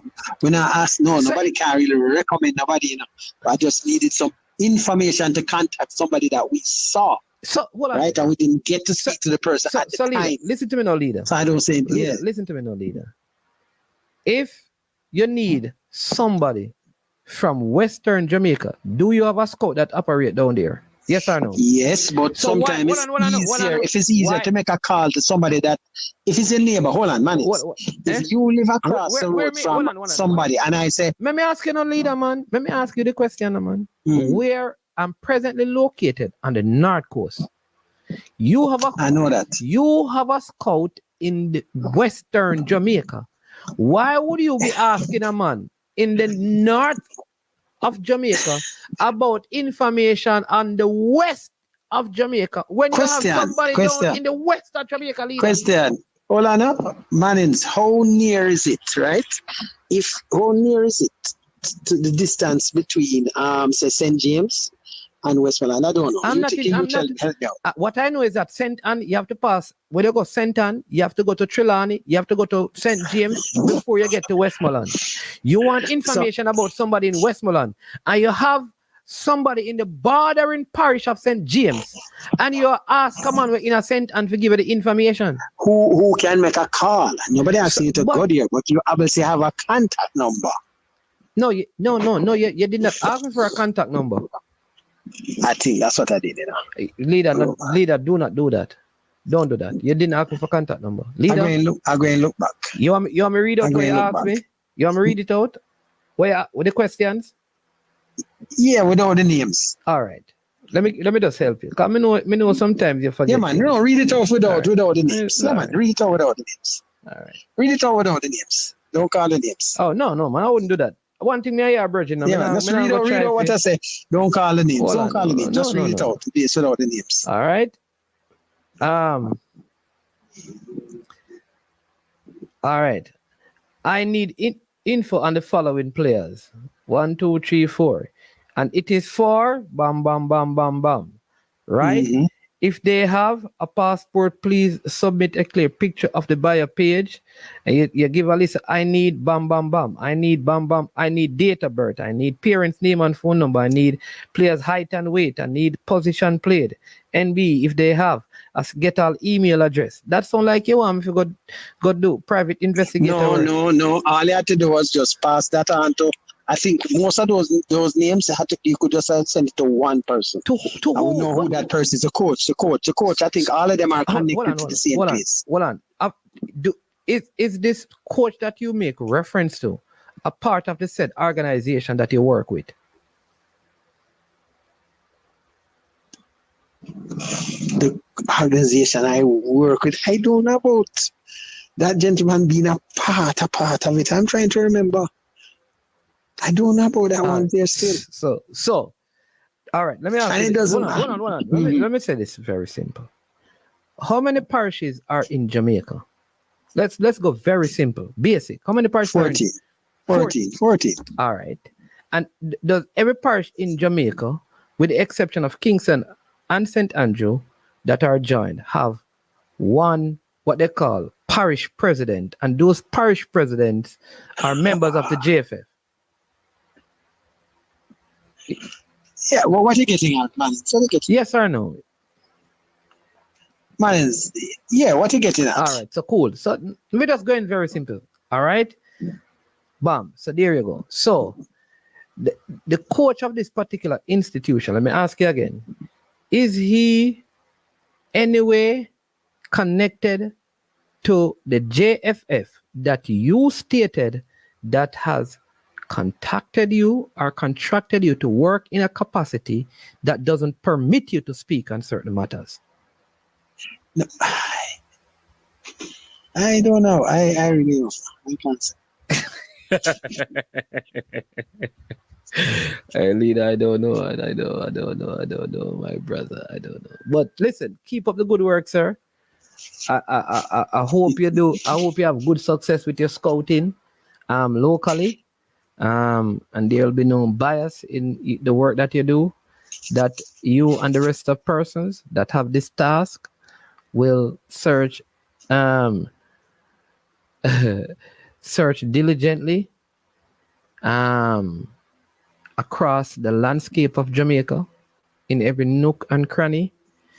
And it should not be that a player must play in specific parishes or particular institution for them to have at least the opportunity to be identified by the coaching staff of whatever team they represent. So my hope is that when the four of you sit down, whatever list you comprise will be reflective of the talent from Moran Point to Negril Point. And if that be 14 persons from St. Elizabeth and 7 from Hanover, then that will be the list. and there'll be no compromise in adding people because they have particular affiliations and they are connected to particular schools. I also pray that as you do your job, players will not be influenced to change their institution, and that becomes a criteria for them being selected or not.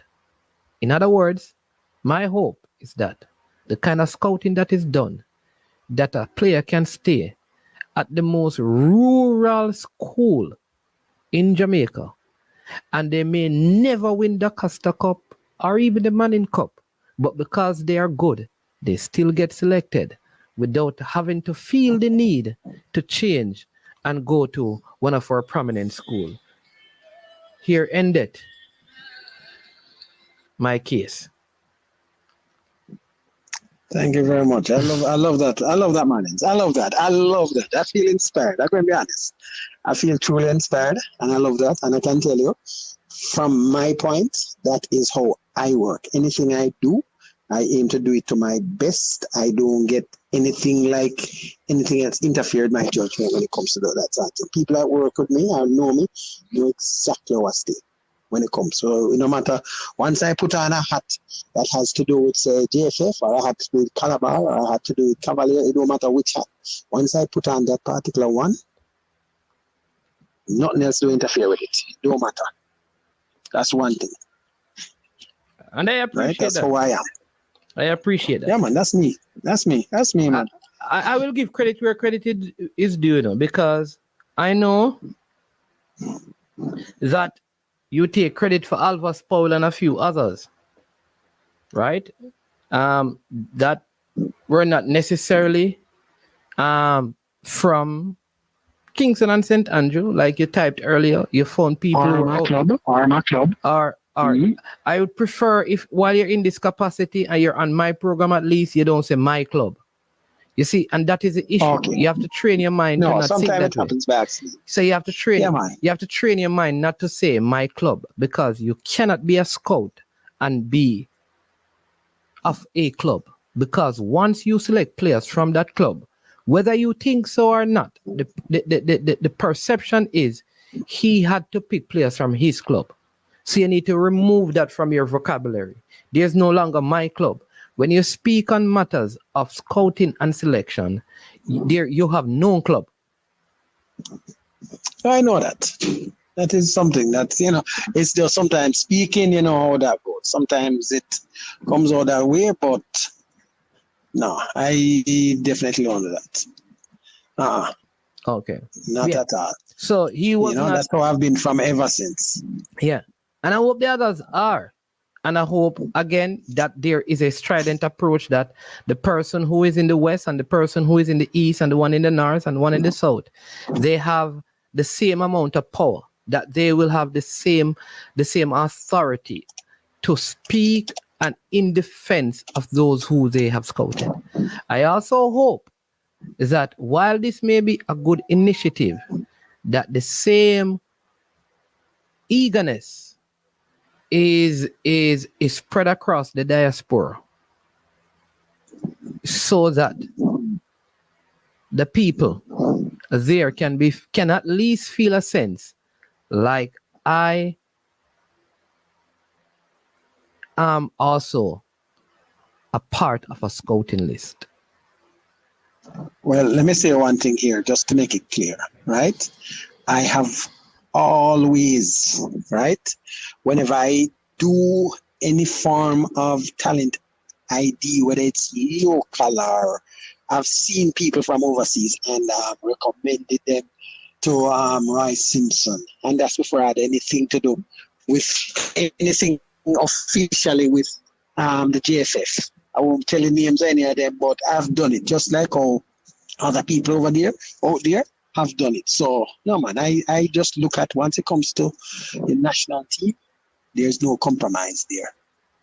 Okay, that is how I am. Right? It has any team I'm connected with. No, man, I always make sure that. Yeah. And leader, listen, okay. I don't want people to get it. You're a good person, and you're good for the football, right? I don't think you you mean any evil in what you do. And the fact that you will take some young kids and give them the opportunity, which you have done, I think you must be commended. You must be commended for that. And also I want people to understand that. But I also want to challenge you to a higher level in terms of just like how you challenge me. And I have to become mindful of what I say. I think the questions you're asking me, you should, the position that you're, whether you believe it or not, leader, when you ask me those questions and I give you that kind of information, it can simply backfire because I'm not a scout. What you are asking, while I understand that you understand the nature of our relationship, the information that you are asking for is for general. It is not for private or personal use. If you're asking me for information for your club, it would be a different thing. You're asking me information for a nationwide system. You can't ask me that question. That is somebody else's job. I understand. And as all I should have been specified what I wanted was just a link to the coach, and then I would move from there. But that's leader, all. I just brought you to a conclusion that you never needed me to get the link to the coach. The person, what? Because here's why, leader. And let us not get technical. Let me Certain finish. things I don't want to talk about on here. No. I'm not going to go there. I'm going to end the conversation because we have Mr. Speed. So here's what I'm saying to you, leader. Yeah, man. Here's what I am saying to you. That your immediate leader, right, is within that zone, right, and has those numbers. And has that specific number, your immediate leader has all of that information at his fingertips, right on the phone that he has in his hand. Why would you ask me for it? Think about that. That he has it right on his phone. Number. I thought we were good friends like that, sir. No. What I'm saying to you, you see, all the information that was in the text, I am telling you that your immediate head, the person over you, superior to you, have all of that information right on his phone. Anyway, Manins, we'll talk after you. I am glad. Have a good day, sir. Let me exit. I got you with right. No comment. I got you right there. No, we'll talk after you. All right, my boss. Best of yourself, but keep up the good job, man. You're a good person, you know. You understand me? Big up yourself, man. Try for doing to try. We'll try. Yeah, man. All right, leader. Okay, then. All right, yeah, man. Yeah, man. All right, so people, no, man. I'm just trying to keep leave it at a high standard, you know. Just in the same way the people in the comment section challenge me, and that is it. Yeah. yeah. You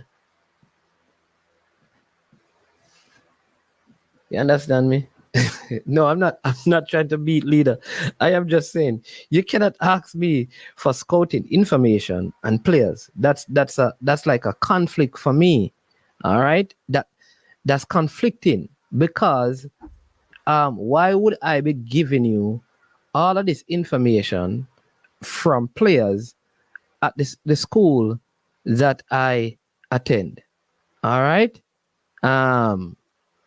One. Right? Yeah. That's one. All right. You want to know the next thing? Here's the next thing. When you have three persons who are, one is closer to the players than me, and two others have the same access that I have. That's all I'm saying. And we have to practice what is ethical in the simplest things so there can be no conflict. And that's it. It's just a challenge to a higher standard. That's it.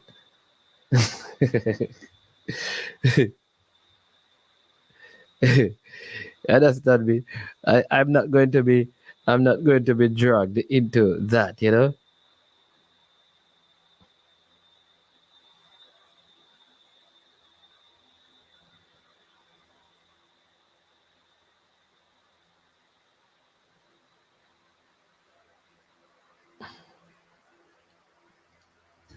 Yeah. All right. So let's see if we can get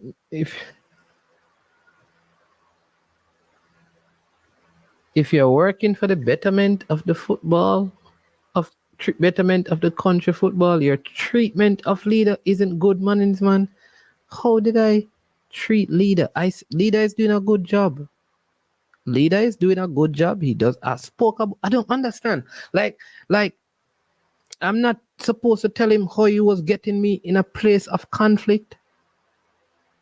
He said that he can't speak, and I have chosen not to ask him questions. Am I not doing the right thing? In fact, he said he goes on other places and speak. I don't understand. I don't understand. Gunners boss, I don't. How am I treating him bad? I don't understand. Welcome. Hold on, sorry. My apologies. Hold on. My apologies. Good afternoon. Welcome to I Am Sure Sports. I am management and you're live on here. With the pleasantries, but thank you very much. People in the comment section, I don't tell you what to do. Now, Super Friday, on the top of the thing, if you can't top of the thing, and you know, you're not a membership yet, but you can't go join the membership. Like and share and do all that. I think I said the wrongest word there. Sorry. So, yeah, I think I got. Man, you know what? We get nice. Let me call you back in time. Please answer. Yeah, it's too nice.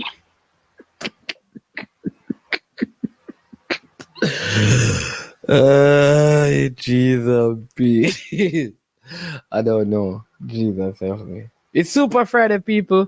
Again, big thanks to God bless. God bless did his surgery. And he's recovering well. You understand me? And it is not cause his surgery is not because of Arsenal beating Liverpool, though it was done during that time. You understand me? But God bless is one of those good ones. Big up yourself. God bless. Good to know you're doing well. Again, people, like I said, it's Super Friday. We don't have a lot of time to go, but hit the like button, subscribe, and share. You know, yeah, let me just touch on the JFF election. We have a couple of things that we need to do, right? Here's me. I'm setting a timeline because a lot of things are not being done or cannot be done because I want to make sure I say this before Mr. Speed comes on, because there's no election.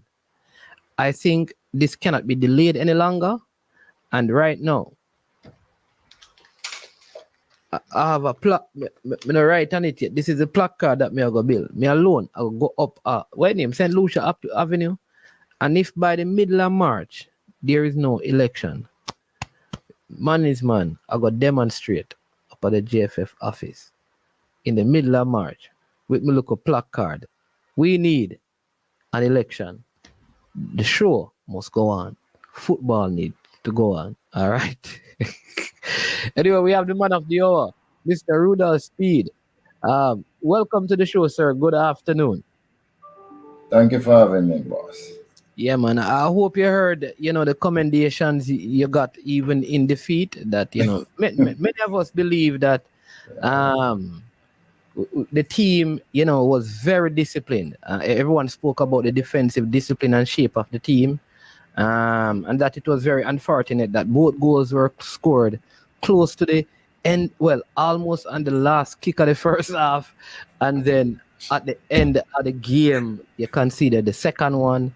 Though when you look at ball possession, shots and goal, and those things, the team played better. We also said that your team Cavaliers created a couple of opportunities. So you got a lot of things, I think, right. We also spoke about the fact that if you had the Websters and the Anderson and the three players at the U20, it probably would have been a way better performance. Or Nicholas Hamilton, who some of us forgot that he has also been out. And then we discussed like the poor turnout of supporters. So even probably the people who cuss you about,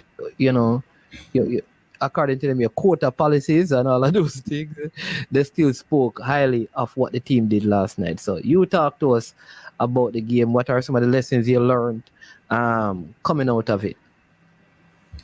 Well, I mean, one of the tactics we were going with was not to, because the away goal rule is a part of the results, which is just I don't know how they can go back to that rule, the away goal rule, because everybody's trying to throw it away.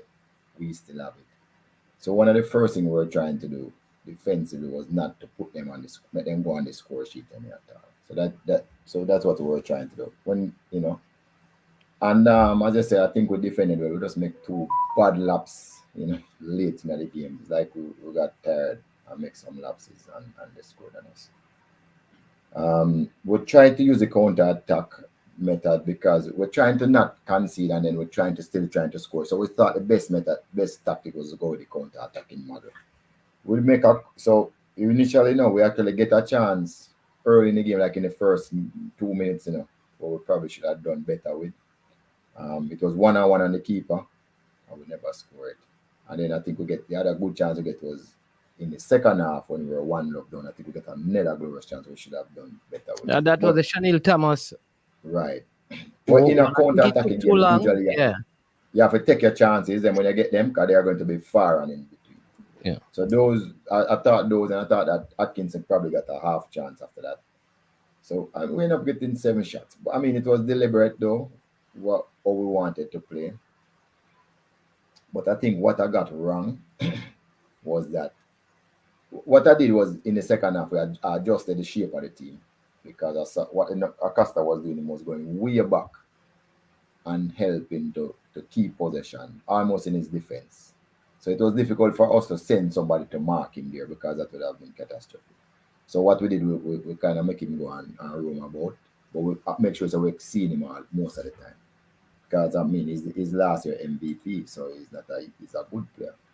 Yeah. But what I think we did wrong. We kind of corrected in the second half. We play a higher line. We didn't allow them to start the attacks once deep in our half. That was the adjustment we did in the second half, and I think we were more competitive and got some chances in the second half. So the truth is now we see them. We had scout them, but we have never seen them close up. Now we have seen them close up. So we'll sit down and come up with a plan. But it was even though they dominated possession, remember that by itself don't make you win. We just didn't. We're not efficient enough when we got our chances. And I say I think we got 3 chances where it was really good. We should have done better with. Yeah. Well, let me just ask a question and then I'm going to make a point. What is the estimate? Can you give us an estimated value of Cavaliers? I don't know the value. Like US, like 5 million US, 2 million US? Nothing like that. Not even a million. If you were going to sell everybody a Cavalier now, based on what prices people pay in Jamaica. All right. Yeah. So if someone maybe $1 million US, but it wouldn't be more. Yeah. So if someone approach you and say we'll buy the club for $1 million US, would you sell it? Of course. All right. Why I raise that point is because Acosta of Cincinnati, his value is 8 million US.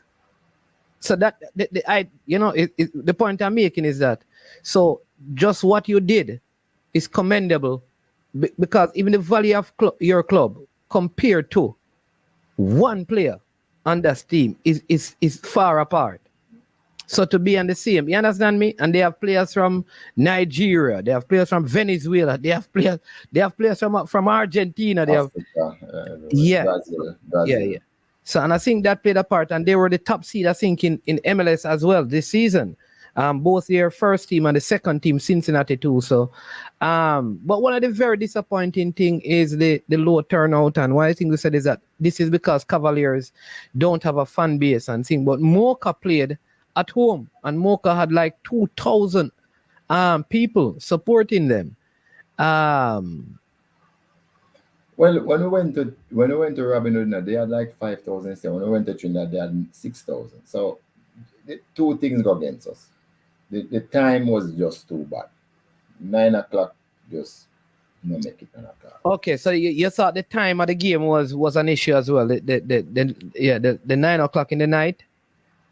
Yeah, and I'm gonna tell you something. And it was right in the election because there was a lot of election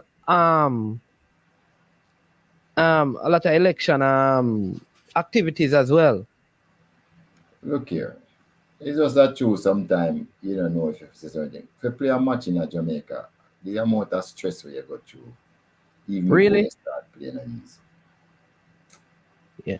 Can't even tell you some things. But you shouldn't have any stress because you're the coach. I mean, you're the coach of the team. Those things should It be no taken. matter, it no matter who is what. It's just that everything. Look, we don't even have a scoreboard. I mean, the stadium don't have a scoreboard. You know, no replay, nothing. It the lights them is an issue. Everything is an issue. You know, Whoa. you just make up the regulation that was supposed to go through.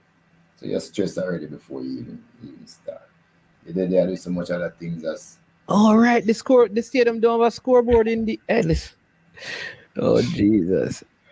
I don't know where we are doing at Jamaica in terms of say we like sports. I mean, and then when you start talking, everybody starts at this next thing you hear, then I rent me place again. Brother, come on, it's awful. Man. So what I want to know is I don't internet not there everywhere. People who want broadcast on radio have problem to get internet. You have to mobile over this, some mobile over this, some mobile over. It's rough. Whoa. Here's the thing though. All right. So this is a proposal for JPL clubs. I've seen it work already in a city where the clubs buy a big projector and run. So the game, so whatever is the game is there and the projector. So for example, Mount Pleasant playing, and that Mount Pleasant can set it up at Mount Pleasant. And if speed needed, speed can get, you understand me, for these kind of things. Like maybe it's an investment from but it don't belong to the stadium, it belongs to the PFJL. Right? Because you can have a projector and one of the high quality projector that, because this is sad, it's sad. I don't even know. Look here, Fresh God, you can't say anything because you never put on no matches yet. We know what we go through, and there's regulations. You didn't know, so the regulation to play a club match at 1,000 rooms. How much you think the stadium is showing? You know, so if you play I don't even know how we're going to play international football. Any day they come down upon us, it's supposed to be 1,300. And I wouldn't even want to tell you where we're there. So we are there, they are middle of the night where they are trying to fix it. You can't stay there and say anything you want. So you don't know what kind of pressure. Oh, to get the lumens of the light, because the lights in the stadium need to change. The VAR thing need to fix up. Look here, it's stadium light, you see. When stadium light turn on, you can't stand on and not even and see the light, you know. The light no focus. And I like the light not there, you know. You see why there you can't stay over crossroad and get light from it, you know. Because it's steep. Because it's old fashioned, you know, make good. Or it makes so we don't even understand.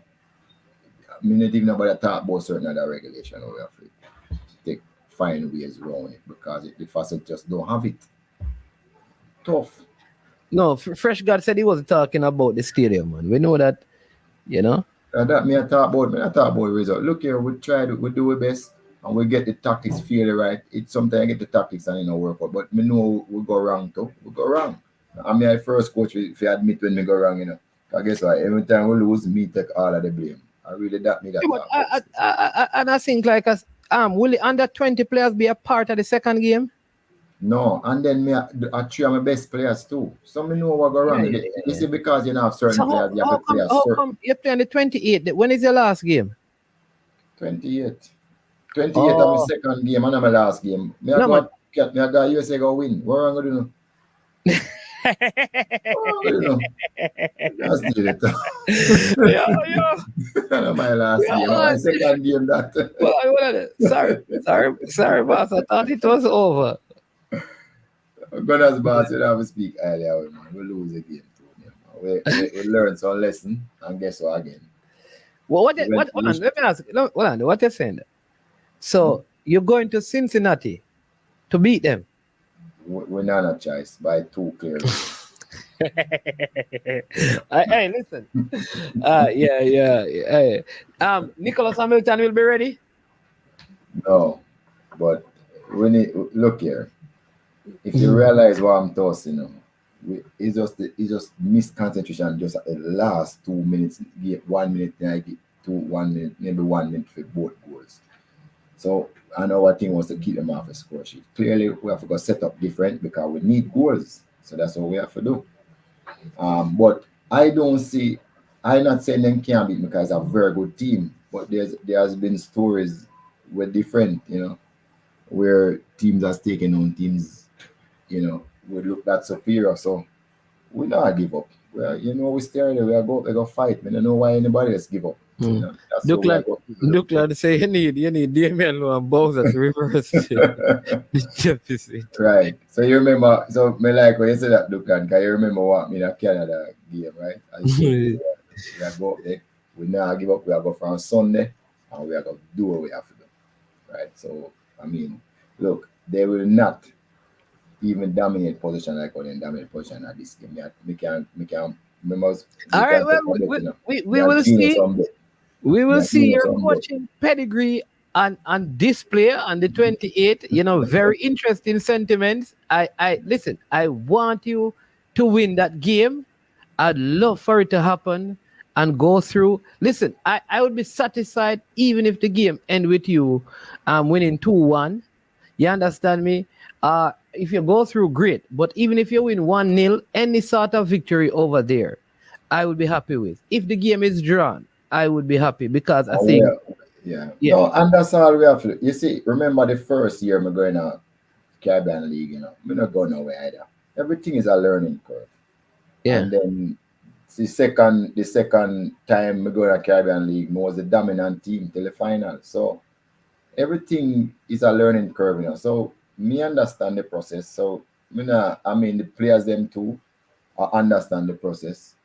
So we know that we have more experience now, so we should do better in the second game. Because our team is our team who always improve. Look, some people say 2-Love are the worst lead, I really agree. But I'm glad for them to have the 2-Love lead. So if once me score the first goal, especially in the first half, the game will be very interesting. Yeah. Interesting. But I mean, so we expect a different because you have no choice but to try and go and win the game. But what was the surface itself? Because I noticed your players were slipping. Was it especially in the second half? Was it down to being tired? Or it was the surface? It at times it looked good on TV. Then when it got close to the pitch, it looked like there were still patches and stuff. Well, remember there was a drizzle, The field never really dry. So it could have been that's a part of it. But again, look here. If you there's a lot of things about football that sometimes we don't go down to the science and realize what is happening. We have players, I'm not trying to criticize any player in a Jamaica, not my player or anything, but them prefer the whole heap of other things more than work on certain things like agility and some of those things where so sometimes you in an awkward position to go for the ball, but because them agility training up there or they don't really want to do no whole heap of work on it, then slide instead of take some corner. I mean, because some of the time a ball change the direction and you see some of the players then struggling to stay upright or struggling to adjust the curve run or something. So we have a whole heap of issues that we have to work on. While the players overseas shouldn't take it so serious as a professional, then work on everything. Not care a little, then work on every little thing. So we don't really reach them stages and it show up in our game. Yeah. Somebody saying, can you get back Stewart to play the second leg? Who is Stewart? Are you talking about Trevante? Trevante play for Mount Pleasant.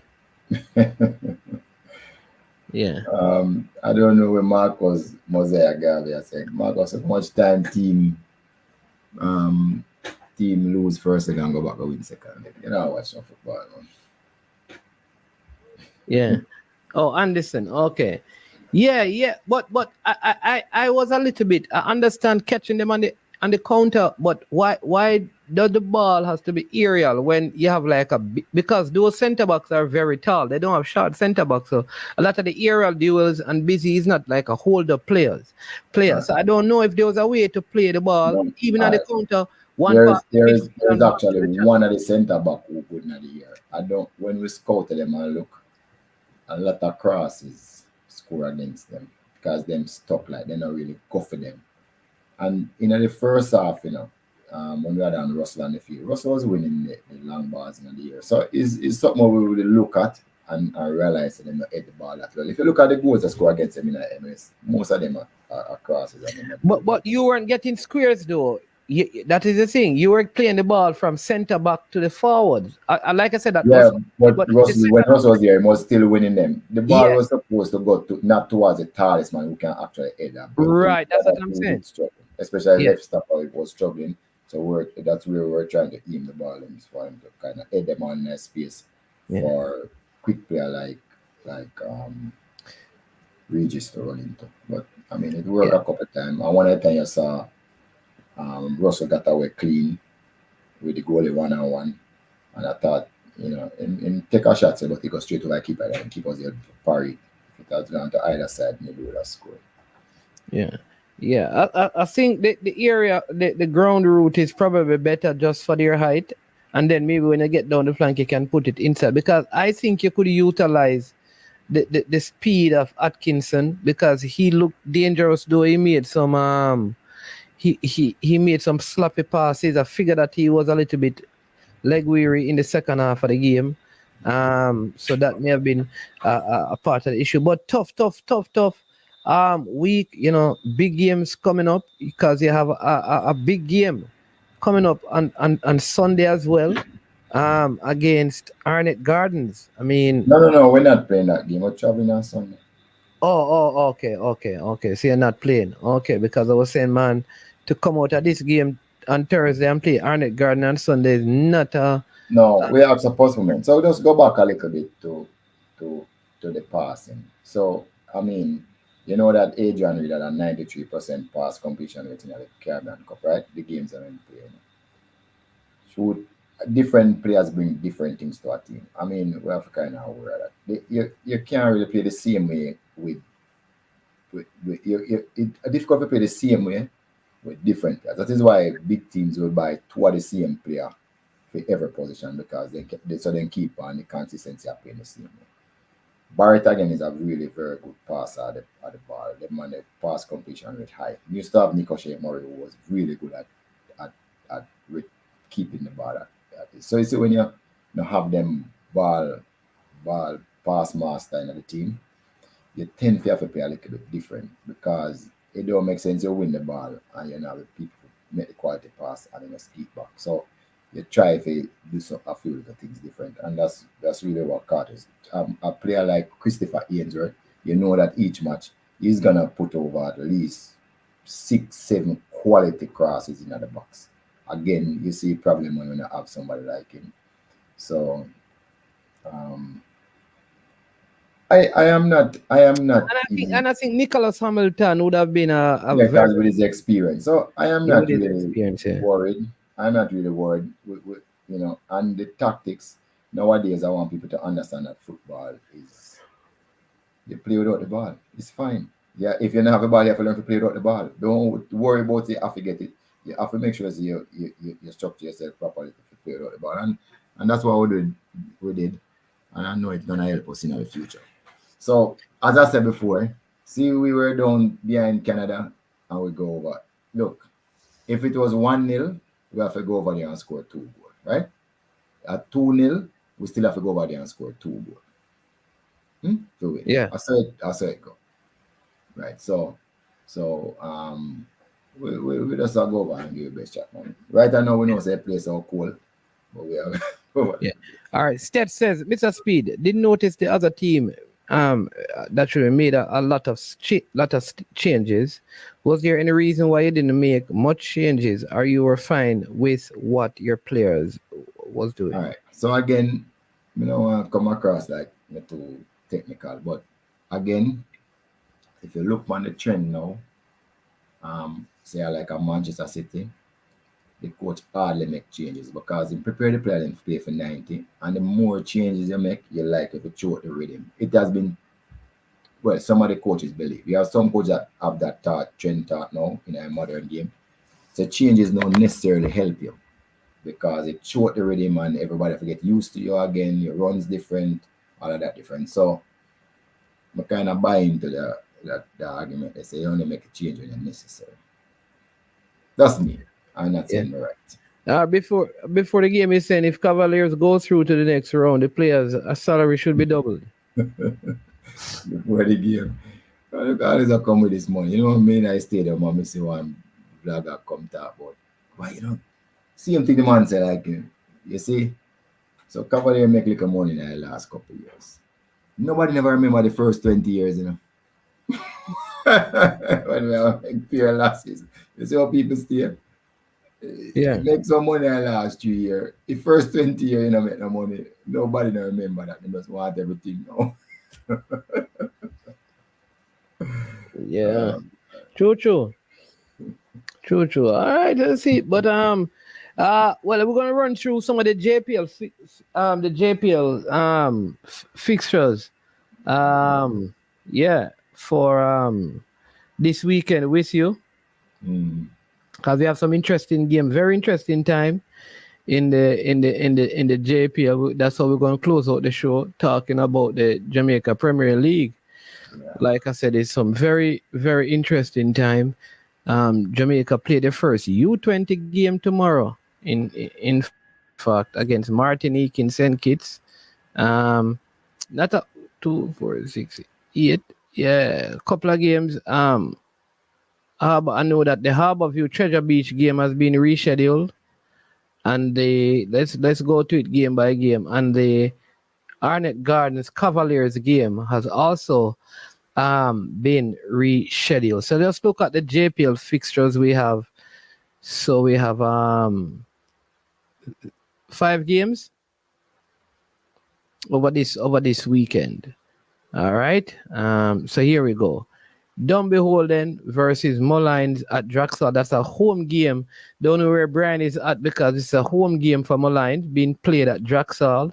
I know normally there's a lot of complaint about this.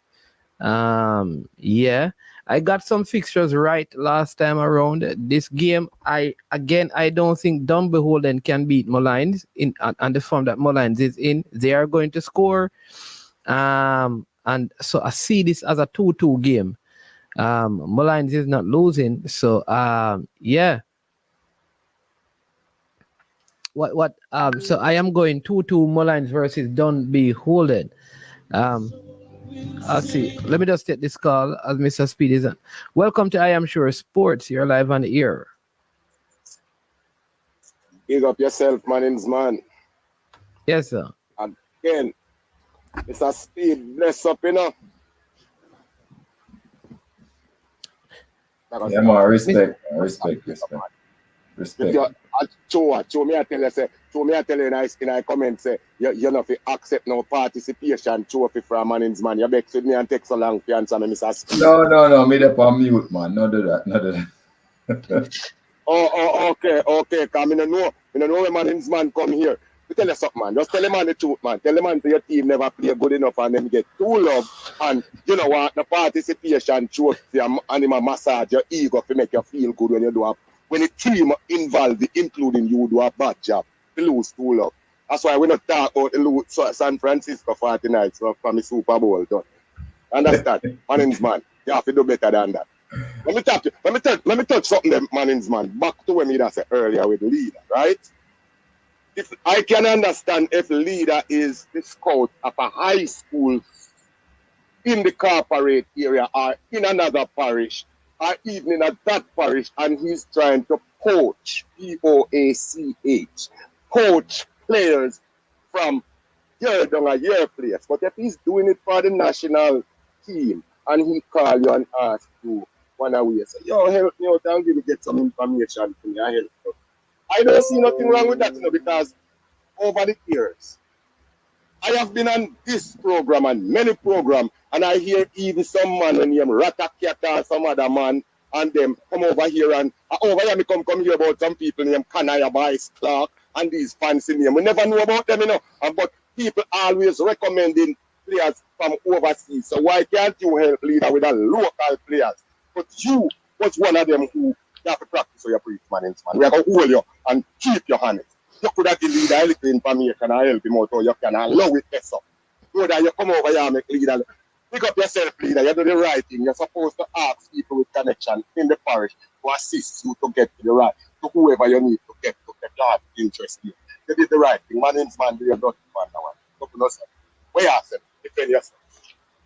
There's nothing to defend. So there is a scout that works in that area that leader is asking the information from. There is also a person who leader answers to that is from that said place as well. So I believe the first step he should take is to contact those persons, right? Because that is undermining them. He is not in that area working. So if he wants information in that area, it should be the person in that area who is doing it. It is undermining to ask me for the information. So that's what I'm saying to him. Because there are other persons, he shouldn't have to ask me. Because for me, that is me actually doing the scouting, and I'm not supposed to do that. That's a conflict of interest. I don't understand how that is being hard or harsh on leader. I don't get your point. Man is man. If I call you one away and ask you, say man is man.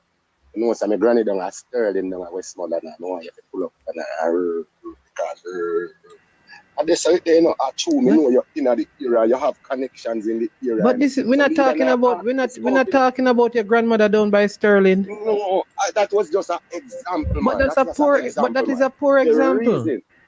I am in. Listen. No.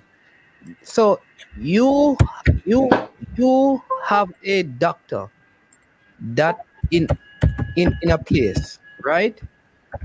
I am a doctor in a different place. There's a patient that you need information from. I am not the doctor that is responsible for the patient, but you know the doctor, you and the doctor are friends, you answer to the doctor. And instead of you calling the doctor for the information, you're asking me to go and get it without the doctor knowing and give it to you. That is not right. No man, hear this now. Based on the fact that you is a alumni of the school. And I am thinking you might have, even though we have a sport down there, you might have a better key towards that door or towards assisting me. You know, it's not a good thing still because me just say when name they get himself in a big trouble for this thing here right now, when him gonna lose him job, you know. When name again for a college game day when because they said he directed a player who wanted to go to the University of Georgia or Alabama, end up go to another school. Exactly. To Tennessee, and right now, the kid father come out and said, Kirk Herbstreit called me and said such and such to me, and that's why my son end up at University of Tennessee. All right. So imagine with me, right? So I am part of an organization within the school. I present all of those kids information. For whatever reason, one of them ends up at a corporate era high school. Though that was not the purpose of the initial, because the information will be shared. They end up at a corporate era high school. Do you realize how that comes across to the people on the board that I serve with? If they know you was serving. So because people don't know that, don't make it right. Okay, all right then. But still you could have called when leader call you one away, you could have helped out leader regardless of whether for your school or for your town or for your place. Okay, you could have helped out leader and left it there. So nobody say nothing to leader about that. Pick up yourself, leader. Continue searching for information. And any of you feel some man's man have top down a place the way you want, get it. All right, so talk to Mr. Speed. Yeah. Mr. Speed. You say you come a foreign. Yeah, man, there, man. Hey, what you say? You say you come up, you go down or you go win a match. I know no other way, brother. Who you playing though? Who you playing when you go over there? Cincinnati return. Cincinnati. Okay, Cincinnati. They're playing at the What's the team name? Cincinnati FC. Okay, Cincinnati FC. So they're playing at the MLS. Them playing at Yeah, they're playing at the TQ Stadium. That is One of the the best teams still. the Bengal. Yeah, they're playing at the Bengal Stadium. Cincinnati Bengal Stadium, a big stage. You have No, to play upon yeah, but our Sunday evening match. the stadium is small though. The field is small, but the stadium is big. Yeah.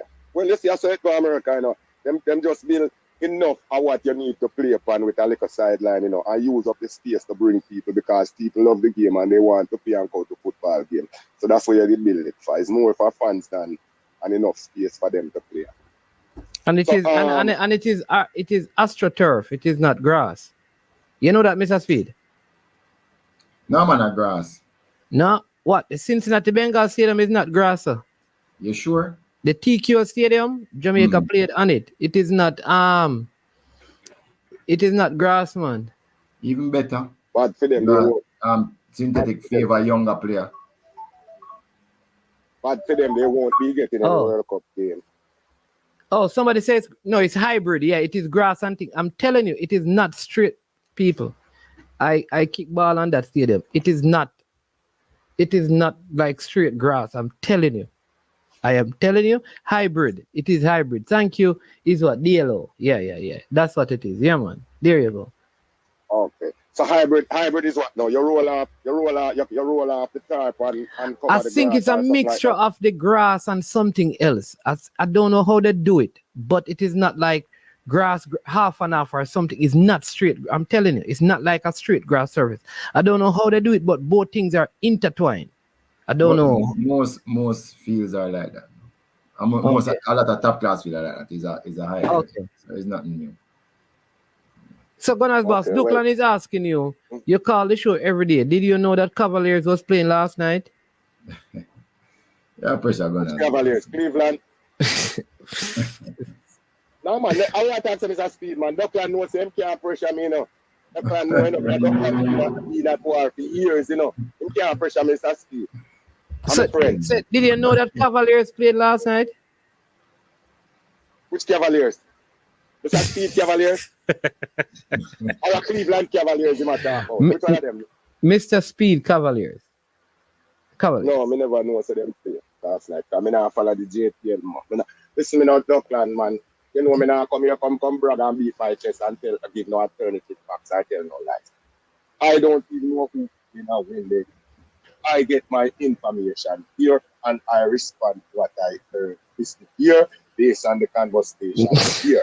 If you talk out, when you hear me touch overseas now, like you hear me talk about John Calipari and you hear me talk about some other people, Kirk Street and them, that is where I am here. So I get my I can give you information from here. So ask me something. Ask me who played last night in the Major League Baseball. Let me tell you. Okay. Yeah, but not come go like say, yeah, be little thing. Me no watch JPL. Them does not have it. And hey, Gunners boss, I never Premier League, an international game between Cavalier and MLS. But you know watch MLS. So where was that game?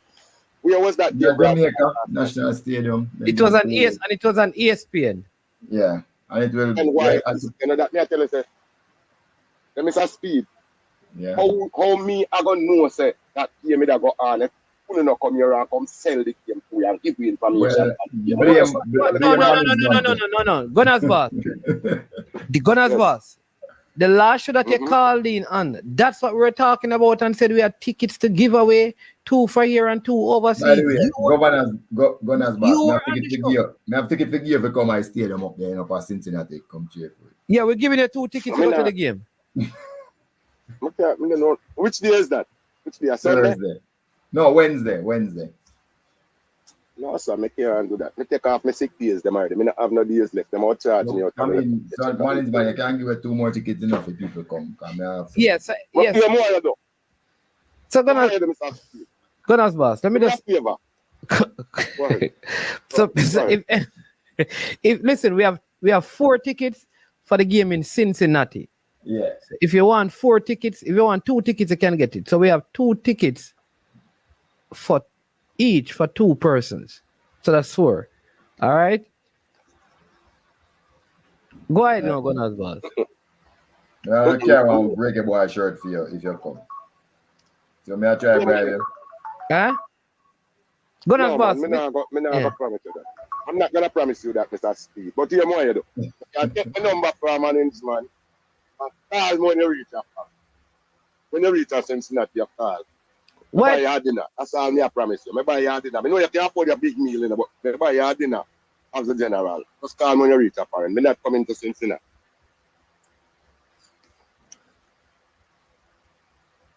You know? Gunners boss, respect, no problem. Yeah. All right, Gunners Buy boss. your dinner at the best steakhouse down there in Cincinnati. So you look for the best one and find out where you're going to have that meal and that drink and your car. I'm responsible for that. All right, cool. Me never done talk to Mr. Speed yet, man. Other people call it. Sorry, boss. You have an important conversation with your Yeah, we actually are transition to the JPL and we're going to discuss the game. But go ahead, man. Cause man, it's super, right. it's super, no man, it's Super Friday, you know. We know after you make this big phone call, you're gonna drop a super chat or super sticker. I'm not telling the business to the people and panic. I'm on the other day, I'm on a have no credit card, I have no pay on my house bill. Somebody, you don't know how to do them. I'm after doing I'm house me there work now. The show too early, if you keep a show later, you get super chat out with the talk. Okay. My daughter is coming to Jamaica over the weekend, man, and I'm gonna have her try and reach out to you and meet you or so. Okay. Gunners boss, what size shirt you wear? Gunners boss, what size shirt you wear? Just give me a large, just so you must look for me. I'm gonna try get it to management. I can give you data. That's what I try to. That's why I ask. Yeah, man. Yeah, man. Give me a large. Yeah. Cool. My daughter will link you when she reach down the management. Okay. She single? Management, where you Ask her when you see her any information, and she will give them. She's a very bright, intelligent young lady, a graduate of St. Hugh's High School and others. So you know she not that's good. She not talk to management then. No man, She's you know who's intelligent and bright. I mean, I try to see if some can go on for fresh guard. Oh, fresh guard has it. My family. You know what? My family. We know what your family fresh guard. That incest, yeah. Fresh God can move me comment and put me on time out for YouTube and talk about me and my family. You must come in. No man, you must come in at the house. You must come in at the backyard. I'm here, my son, them visit him first. Him can be the way away. Okay, our brain drain. Brain drain. No man, brain drain is a pot with a lot of money. POT, a robot with a lot of money. So make brain drain go and do him because him never call yet. Thank you for the super chat brain drain. That's a bigger one. Me and you. And the big man. Mr. United, give up yourself. Travis, you don't know, you're my brother from down west, you know. Oh yeah, maybe I should have meet her. Travis, me and Travis may be a family. I don't know where small and come from. Me to his story. Me and my family, no. We don't want to start baby around here. No. All right. Yeah, all right. Anyway, one more thing I got to before I leave, Mr. Steve. Let me just tell you. Yeah. I'm here from the football, but it has to do with student athletes. Under the NIL is like half of the students who were supposed to go into the NFL and go to the pros, so they are staying in college for another year. The NIL money big. So they wish to do it student athletes and can't get somebody that them have. I wish they could have a big money. When a man I look on the first round, top 10 draft in the NFL or in the NBA, and it said, no, I'm passing up that to go back to number one. It's a good look. Well, I'm over and I'm out. Go ahead, Mr. Steve. Let me see you. All right. Well, the truth is everybody have them own decision for making a life, you know. I'm gonna try not interfere with people's decision. But if I had a choice between going to college and going pro and get out a 3-4 year contract, which I'm sure, but I take the pro, you know, and then go back to college and finish if it not work out. But that's me. I agree. Because one thing you know, you see when you stay at college for 4 years, you probably can't get back into the pro car, you know, improve as much. So you become a 23-year-old or a 22-year-old. While the man might look for people who are 19, you know, and that's why I'm gonna probably do it. But man, you notice this year in the NBA, there's not one and done player in the NBA. Everybody who getting drafted there's no one and done like they used to be. We talk about that for another show. Me I go run. Thank you, sir. Continue that conversation. Long time. We will talk later, man. All right then. Bless up, Gunners, boss. Thanks for the call as usual. Yeah, man. All right. Mr. Speed, brain drain. And he made this point before the game. He said, I would play Ainsworth against an MLS team over U20. Might have been a bigger exposure for him. He says, I think. And I think Ainsworth could have made a difference because he's so good. I mean, but guess what? There was a debate, but the truth is, I country come first, man. I country come first. Me really believe that. I never put that in the player in mind. Say country come first at this particular time. If maybe there's another situation, we might have to really think about it. But like at the under 20 level where the country want to go to a World Cup, I always think that come first. So yeah, I mean, my decision was go and do the best. What about the player interest though? I don't I want the best of the player. Well, as I said before, if it was a different, like for instance, we have got Trinidad Cup playing at the game, all right? Some of the Cavalier players then get picked again. Those players will come and play the match and then travel to Trinidad for the game for Jamaica. 3 players. So the two set of players in a different age category, and that is why I feel say Ian's worth have a little time. I mean, none of we can make time, but we just think say Ian's worth have a little time. The other senior team players then come in to play the game in Cincinnati, and then they go to the national camp, then traveling straight to Trinidad afterwards. Okay. All right. All right. So let me say this. I see Coach Burris asking how many are the U17 from the last U17. I hear Dixon. Who again? Adrian Reed. That's 2. Barrett. That is 3. The 2 goalkeepers. That is what? 5. Who again?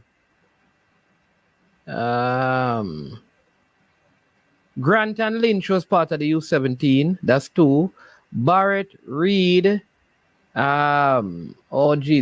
Next, Barrett, Reed. Player from Veer. That player from Veer. Yeah, I know his name. I don't remember him.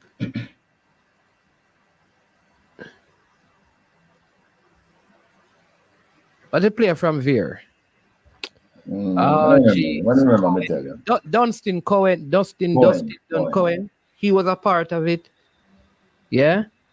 Adrian Reed, Ronaldo Barrett, the goalkeeper Grant, the goalkeeper Lynch, and Cohen. So that's 5 that I can think of. Yeah, but what are you saying all of that to say? No, because Coach Boris Johnson was asking. And then Bicknell was in the last U20 and he's back. So I think Coach Boris just sent in a text asking that. So that is why I just answer him. So I think I don't know. I guess he's asking about transition from one to the other. But it's not in all cases because some players may not matriculate as well. And some may have gone a little younger. Oh, Ashton Gardner as well. So that is 1 more. So it is not that bad. So that is 6. And plus he had 1 from the last U20. That is 7. So I don't think that is bad. So make we just go through that. I mean, there's no sense to what I'm going to say. But the truth is, Ainsworth... And Blake came back. Yes, thank you. Right. So Ainsworth, who is 1 year older than those players, you find that in a lot of other teams, not Jamaican teams, that penetration is not so high enough. Maybe 3 or 4. You know why? because that player who is 1 year older would have been in a lot of professional clubs, starting. So they wouldn't pick that player when the player was 16, right? They prefer to pick 17-year-olds.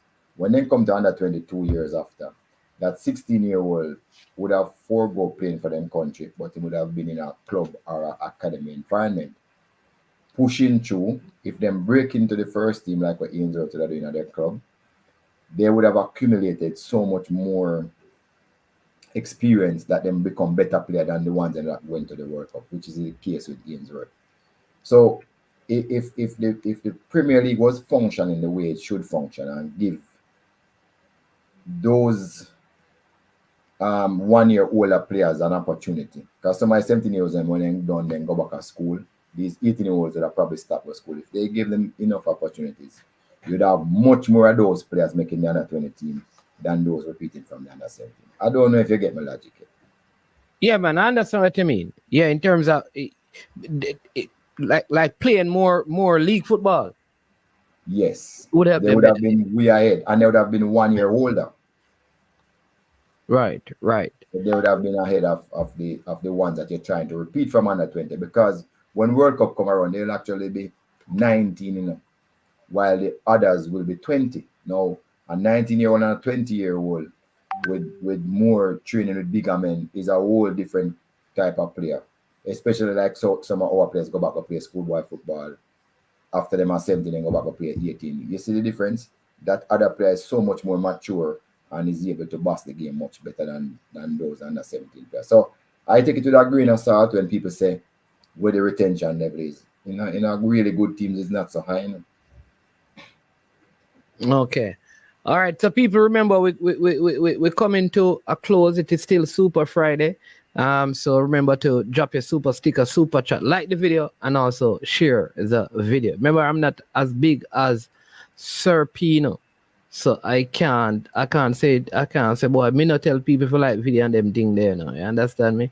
What is the status of Parsons? Or I think that is Christopher Pearson. I think that must be the name, Christopher Pearson.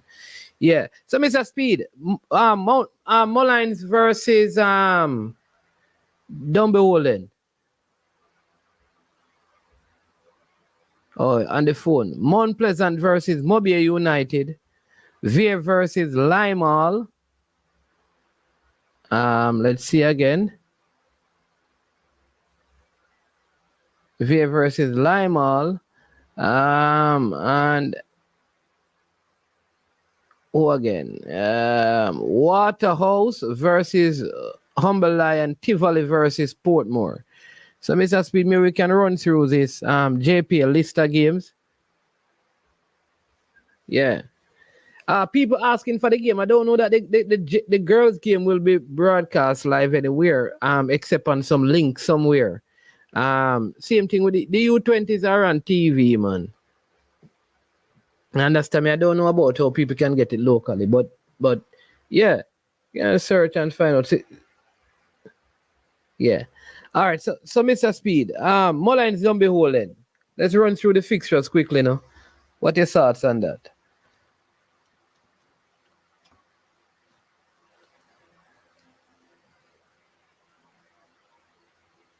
Yeah, sorry. So Mullines has shown that I think Mullines, let me just look on the points time, because I'm sure Mullines are one of the teams that draw the most games in the Premier League, right? But one thing you know about Mullines, they are such an exciting team. They are going to score a goal. Agree? Yes. So we could look on the standings. But they also kind of struggle with stopping people from scoring goals on them. So anybody on a Sunday evening want to see some goals score, you definitely need to go and watch Mullines play. They have drawn 8 games in the Premier League. A league leading 8 games. I suspected that's what happened. And they're coming up against Veer, who just draw 4, but Veer has won 5 games while Mullines has only won 3. So not because Mullines playing would mean that they're going to win. So I think you are correct to say this match will draw. What the score is, I don't know. Okay. I just got the value for Cavaliers. I think it is £60,000. So what? The value of Cavaliers and transfer market. Transfer market. That's what they have on transfer market. All I've right. gotten more than £60,000 for one fair player over the years with seal and all those things. So them tripping. Okay. One. Mount Pleasant, Mobile United. I think Mobile loses this one to Mount Pleasant. Yeah. Oh, 60,000 euros, not pounds. So them tripping, man. Yeah. Stupid. All right. So Duckland here, not Duckland. Ian, here's what I want you to do, Ian. Call in and tell me who you believe didn't make it on merit. And here's what I want you to do. Tell me who you think should have been in there instead. All right. That's it. And then, all right. So Mount Pleasant versus Mobile United. I think this is a 2-0 victory for Mount Pleasant. This is a business time of the season for Mount Pleasant. They haven't been, I think, they haven't been playing as well as I think they can, but they have not been conceding a lot of goals. So I think they're going to win this one against Mobile United. I think Mobile United plays open, gives Mount Pleasant the ideal opportunity to knock in a couple of goals. And I think some of the players who were injured are coming back. Topi has been out for a while. Howell has been out for a while. So they're getting back some of those injured players. No, they had a very tough game last time around against Tivoli Gardens, which is a very strong defensive team. Could have lost, right? So I mean, if you want to pick up here. Well, and Ian, you can type it as well because later show. But go ahead, Mr. Speed from there. Yeah. So if you I mean, if you look at the Premier League with Mount Pleasant, they won 13, draw 3, lose 3. Montego Bay has won 7, drawn 5, lose 7. Montego Bay is like a 50-50 team at this point.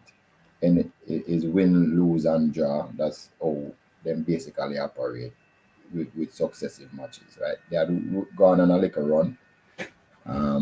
So they have gotten 3 points in the boardroom and is up to 26 points. 1 below Dunbolen and Waterhouse. This must be the most motivated Montego Bay will ever be for a match, I think. But guess what? They have been like Mullines in a way. You know goals going to score. They are going to score and goals is going to be scored against them. And as the old saying go, a defense win championship. I just have a feeling say they are going to score, but Mount Pleasant might just find one more than them. They might just find one more than them. But I wouldn't be surprised if there's a draw because draw year 2. People, this game will not draw. Mount Pleasant winning. Mr. Speed would love for it to draw. Man is telling you what the score is actually going to be. Mount Pleasant to Mobile United. Nil. Argument done. Big up Mobile. No, I think Mobile will score on him, but it could be 2. All right. All right. Veer versus Limeall. This is a game. Veer versus Limeall. I think Limeall will fight for the first half, and that's it. Okay. You know what is funny? I think Limeall is going to beat Veer now. Of course, that's funny. You're right. Listen, Limeall has only won 1 game out of 19. As bad as Jamalco's season has gone, because they started well, they have won 5 games, drawn 4, lost 10.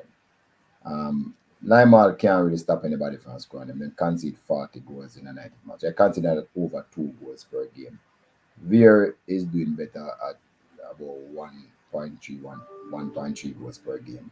Veer actually scored 18 goals while Limeall scored 9.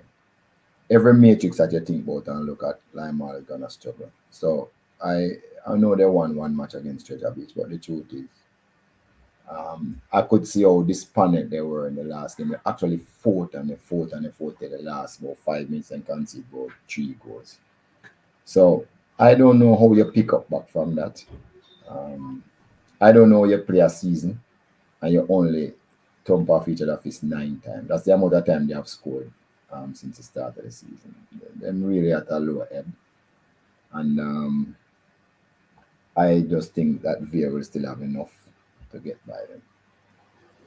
All right. Effortville will host this very important game. Humble Lion, I think out of the playoff reckoning, lost some points against Mobile United in the boardroom. Hosting Waterhouse, who needs a victory to stay in the top 6 race. Well, Waterhouse need to go check them papers and look if, if Humble Lion have an ineligible player, and see if them can get the points. Let me tell you why. When after the match between Mobile and Humble Lion, I knew the same evening that Humble Lion used the ineligible player, which because I knew before the game started. So I don't know who managed that time because I saw the thing before the game started that this player can't. So how they didn't see it? I don't know. But go ahead. Oh my Lord. So I am just saying that, yeah. So Mobile, say it has happened to me. I was playing a team already, and I know that there was a player couldn't. And I tell them, I don't know if it's a good thing or a bad thing. I did go over and say, listen, that player can't play, and them scratch him. You see, Mobile is in them right. I'm not saying Mobile did anything wrong, but we should have. That is why we're trying to go electronic, because if we go electronic, which everybody fight against, then these things wouldn't happen. Because when you try to bring up the player, the system, it will come up saying, our record will be available for everybody can see it when they try to select the player for play. If you go electronic, what it means that you have your players registered. And when you come at the match, you select them out and get the referee having iPad too, and you get this team from you just like that. And that's where we have to go, because this is not good for the game, where somebody just sit down and just wait and then just say them are claim 3 points. I mean, and no man never sit down. Them play the game. Them never sit down and wait. Them play the game. No.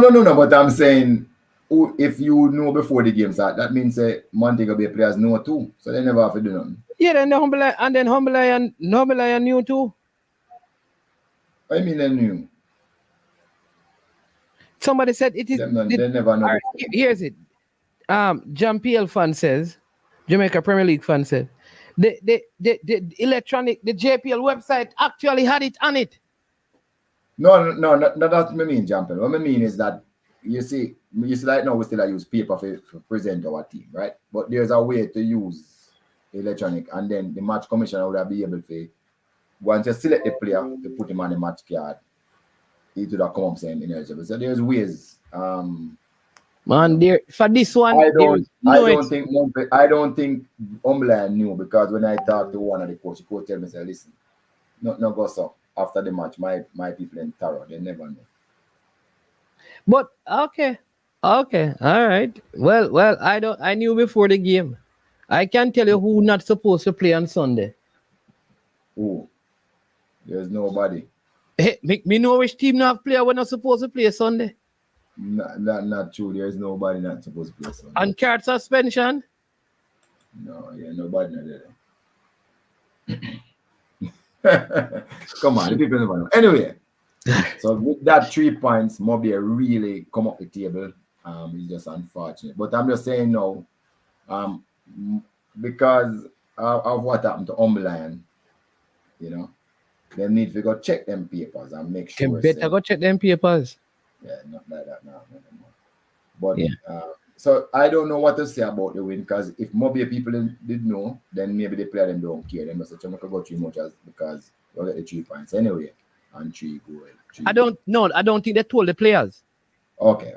I think in the administrative offices they knew, but they played the game because they thought they were going to win. Because if they won the game, they would not have done anything. Well, they probably would have, because you get 3 more. Whatever the results, you're assured of a 3-0 if you get it through the if you get it like how they got the points, you're a 3-0 score line. So even if you're doing 1-0, it could upgrade and it could help you in the long run. So I suppose. Yeah. Go ahead. So Umberland and Waterhouse is not playing bad. Coming off a draw against Arnett. No, they're not playing bad. And them straight at the goal score, Waterhouse. Yeah, that was a goal. Right. Them figures that they lost. It was a goal. The player used it like the back of his foot to clear the ball. It was a goal. Well, where you look on there, so is where the non-kicking foot there. And if the non-kicking foot was on the line and it was a back foot, then probably at least 18 inches over the line. I think the officials made a poor call on that one. But it is the nature of football. Right. So they believe that they're not playing that bad. But as me say some of the time, if you can come here, so Waterhouse, with done bowling, breathing down your neck, of course you have a +7 goal average, and you can beat Umberland, then maybe you deserve to come in the top 6. So you have it all in your hands, And Waterhouse, I'm a friend, and Fuzzy, I'm a good friend. Like me and attend same school together and all of that. So I just hope. So, but also Vassy Reynolds, and attend the same class. So it's two coach who we know very well against each other, and they have the same training. So this is gonna be interesting. But if Waterhouse is a little better farm team and the stakes are higher, done bowling, breathing down the neck, I think Waterhouse gonna pull it out somehow. It's gonna be hard, because I saw what Vassy is known as a defensive guru, and I saw what he did against Montego Bay. And with more of that, Waterhouse gonna have it hard, bro. I wouldn't be surprised if they might draw there, like when the match is playing at Umberland. But I don't know what happened to Umberland's psyche after giving up that 3 points. That could be the difference in the game. All right. Let's see now. What other game we have? Final game. This is a big one, What? 3rd versus 4th? Tivoli versus Portmore. And I'm going to check on something here because Tivoli versus Portmore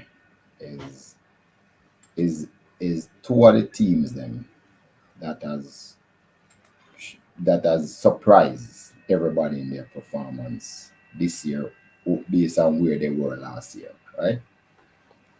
So let me go to the farm up. Yeah. If you go to the farm up for the last 5 games, Portmore have 11 points, Tivoli has 10. So Tivoli has lost 1.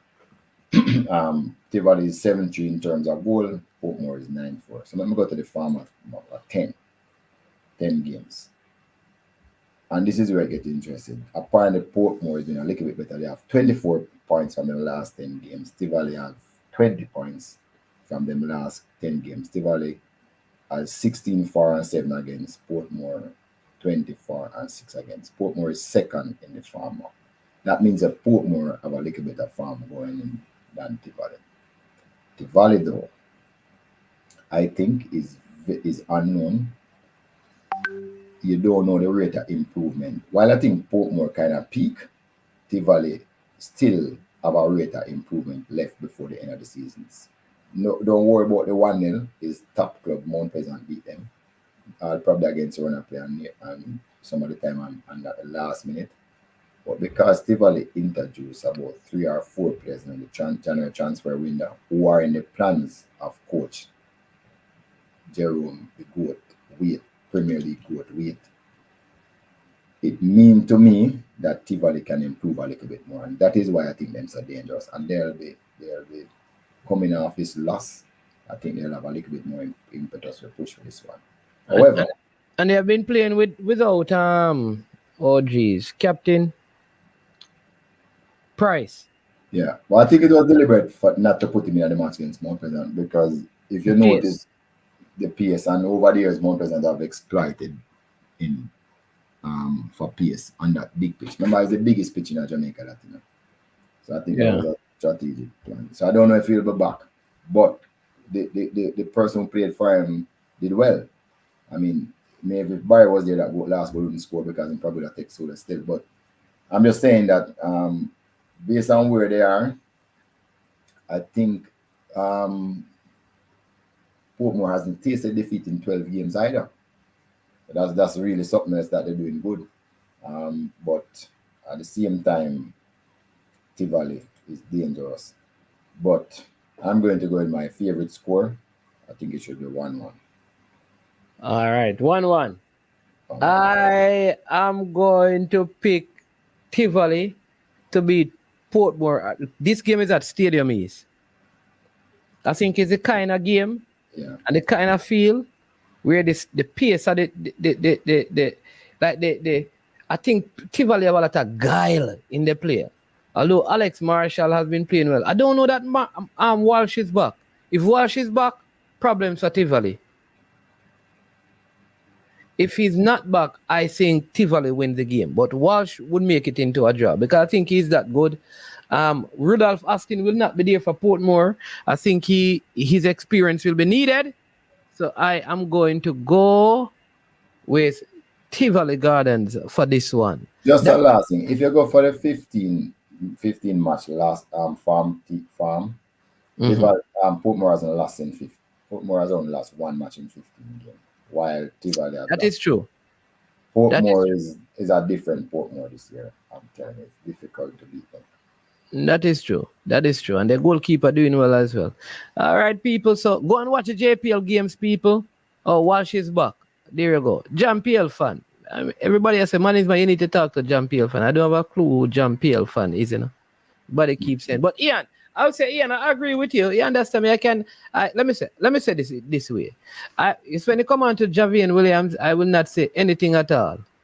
That is what I'll say. Any statement that have been Javian Williams, I will not say anything. I tell people already that Mr. Speed may not agree with this, but I am almost sure that anybody who go to Manning School, as long as certain things are happening, they will never play for a Jamaica team. That is my position. I could be wrong. Manning School? Yeah. I thought the Manning's guy in the team. Which you're mad? I told people that he would never make a Jamaica team. No. Who said that? Unless something go wrong, because obviously I heard that one of the centre half got injured and in for the centre half. Oh, really? Oh, well, I don't know about that. Hey, he won't get any call for Jamaica, man. Why? And the Manning's coach is a director at the JFF. Why? I'm telling you, and the technical director and the Manning's coach, one day west, one day east.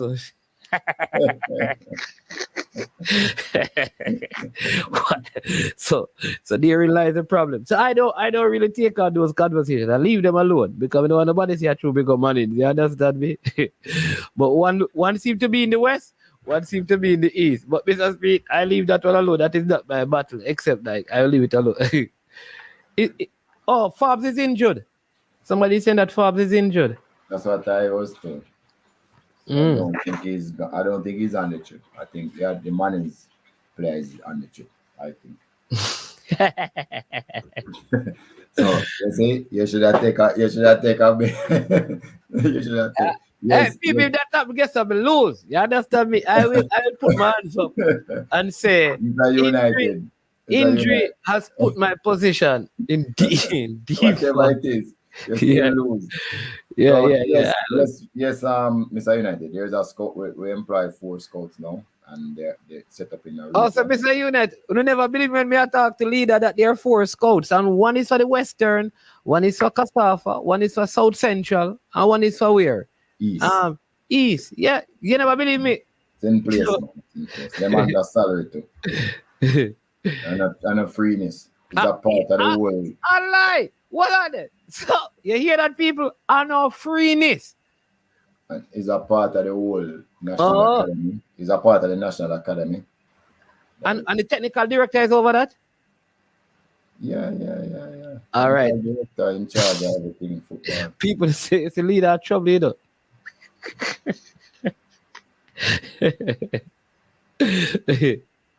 You see, leader of trouble, you know. You see, you leader, you're trouble. All right.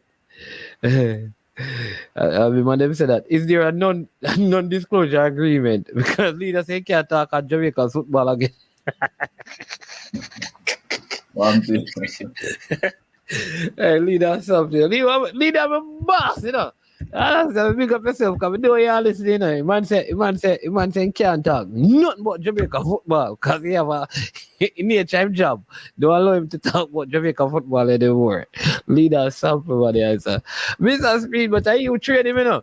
You understand me? No, sir. Me not take no credit for the leader. Leader say I scout even players who are not a part of my club. Me I say leader, no, you have to cut out your club thing business. I repeat, I am not taking any credit for leader. I look like you never hear me, so let me repeat. I am not taking any credit for leader. Well, the man called Cavaliers his club. That's fine, but I'm not taking no credit for you. Yeah, but again, Mr. Speed, well done to your players. You know, I know they may be very disappointed in the result, but like I said, most people believe that they did well, and we're going to end the show right now. So, fans of the football, if you're out in Cincinnati, Ohio, Kentucky, you need ticket to the game. Bam, just shout me up, man. We get you some tickets. Yeah, your spouse can go. Yeah, your kids can go. You understand me? Diego, man, up there, so. We deal with the bad old brown stew chicken. You know how the thing go already, man. I'm going to walk with 2 Jamaica shirts, so if you don't come, you might lucky. Yeah, you get Jamaica. You see that people 2 Jamaica shirts and giveaway. Duckland, you hear about marketing, Duckland? Marketing. Why you never wear a Jamaica shirt at the game or stadium? Nah, man. A Jamaica must give a Jamaica shirt. No. I guess if you get a shirt, because guess what? No. When me go US, the people over there on a shirt. No, then I can buy on the Adidas website, man. It's easier for them get it from the Adidas website and the man in Jamaica and all that. The people them now no credit card, no Visa debit, you know. people them done with the bank thing at Jamaica, you know, cause you go use all your card right now, you go back the next day, everything gone.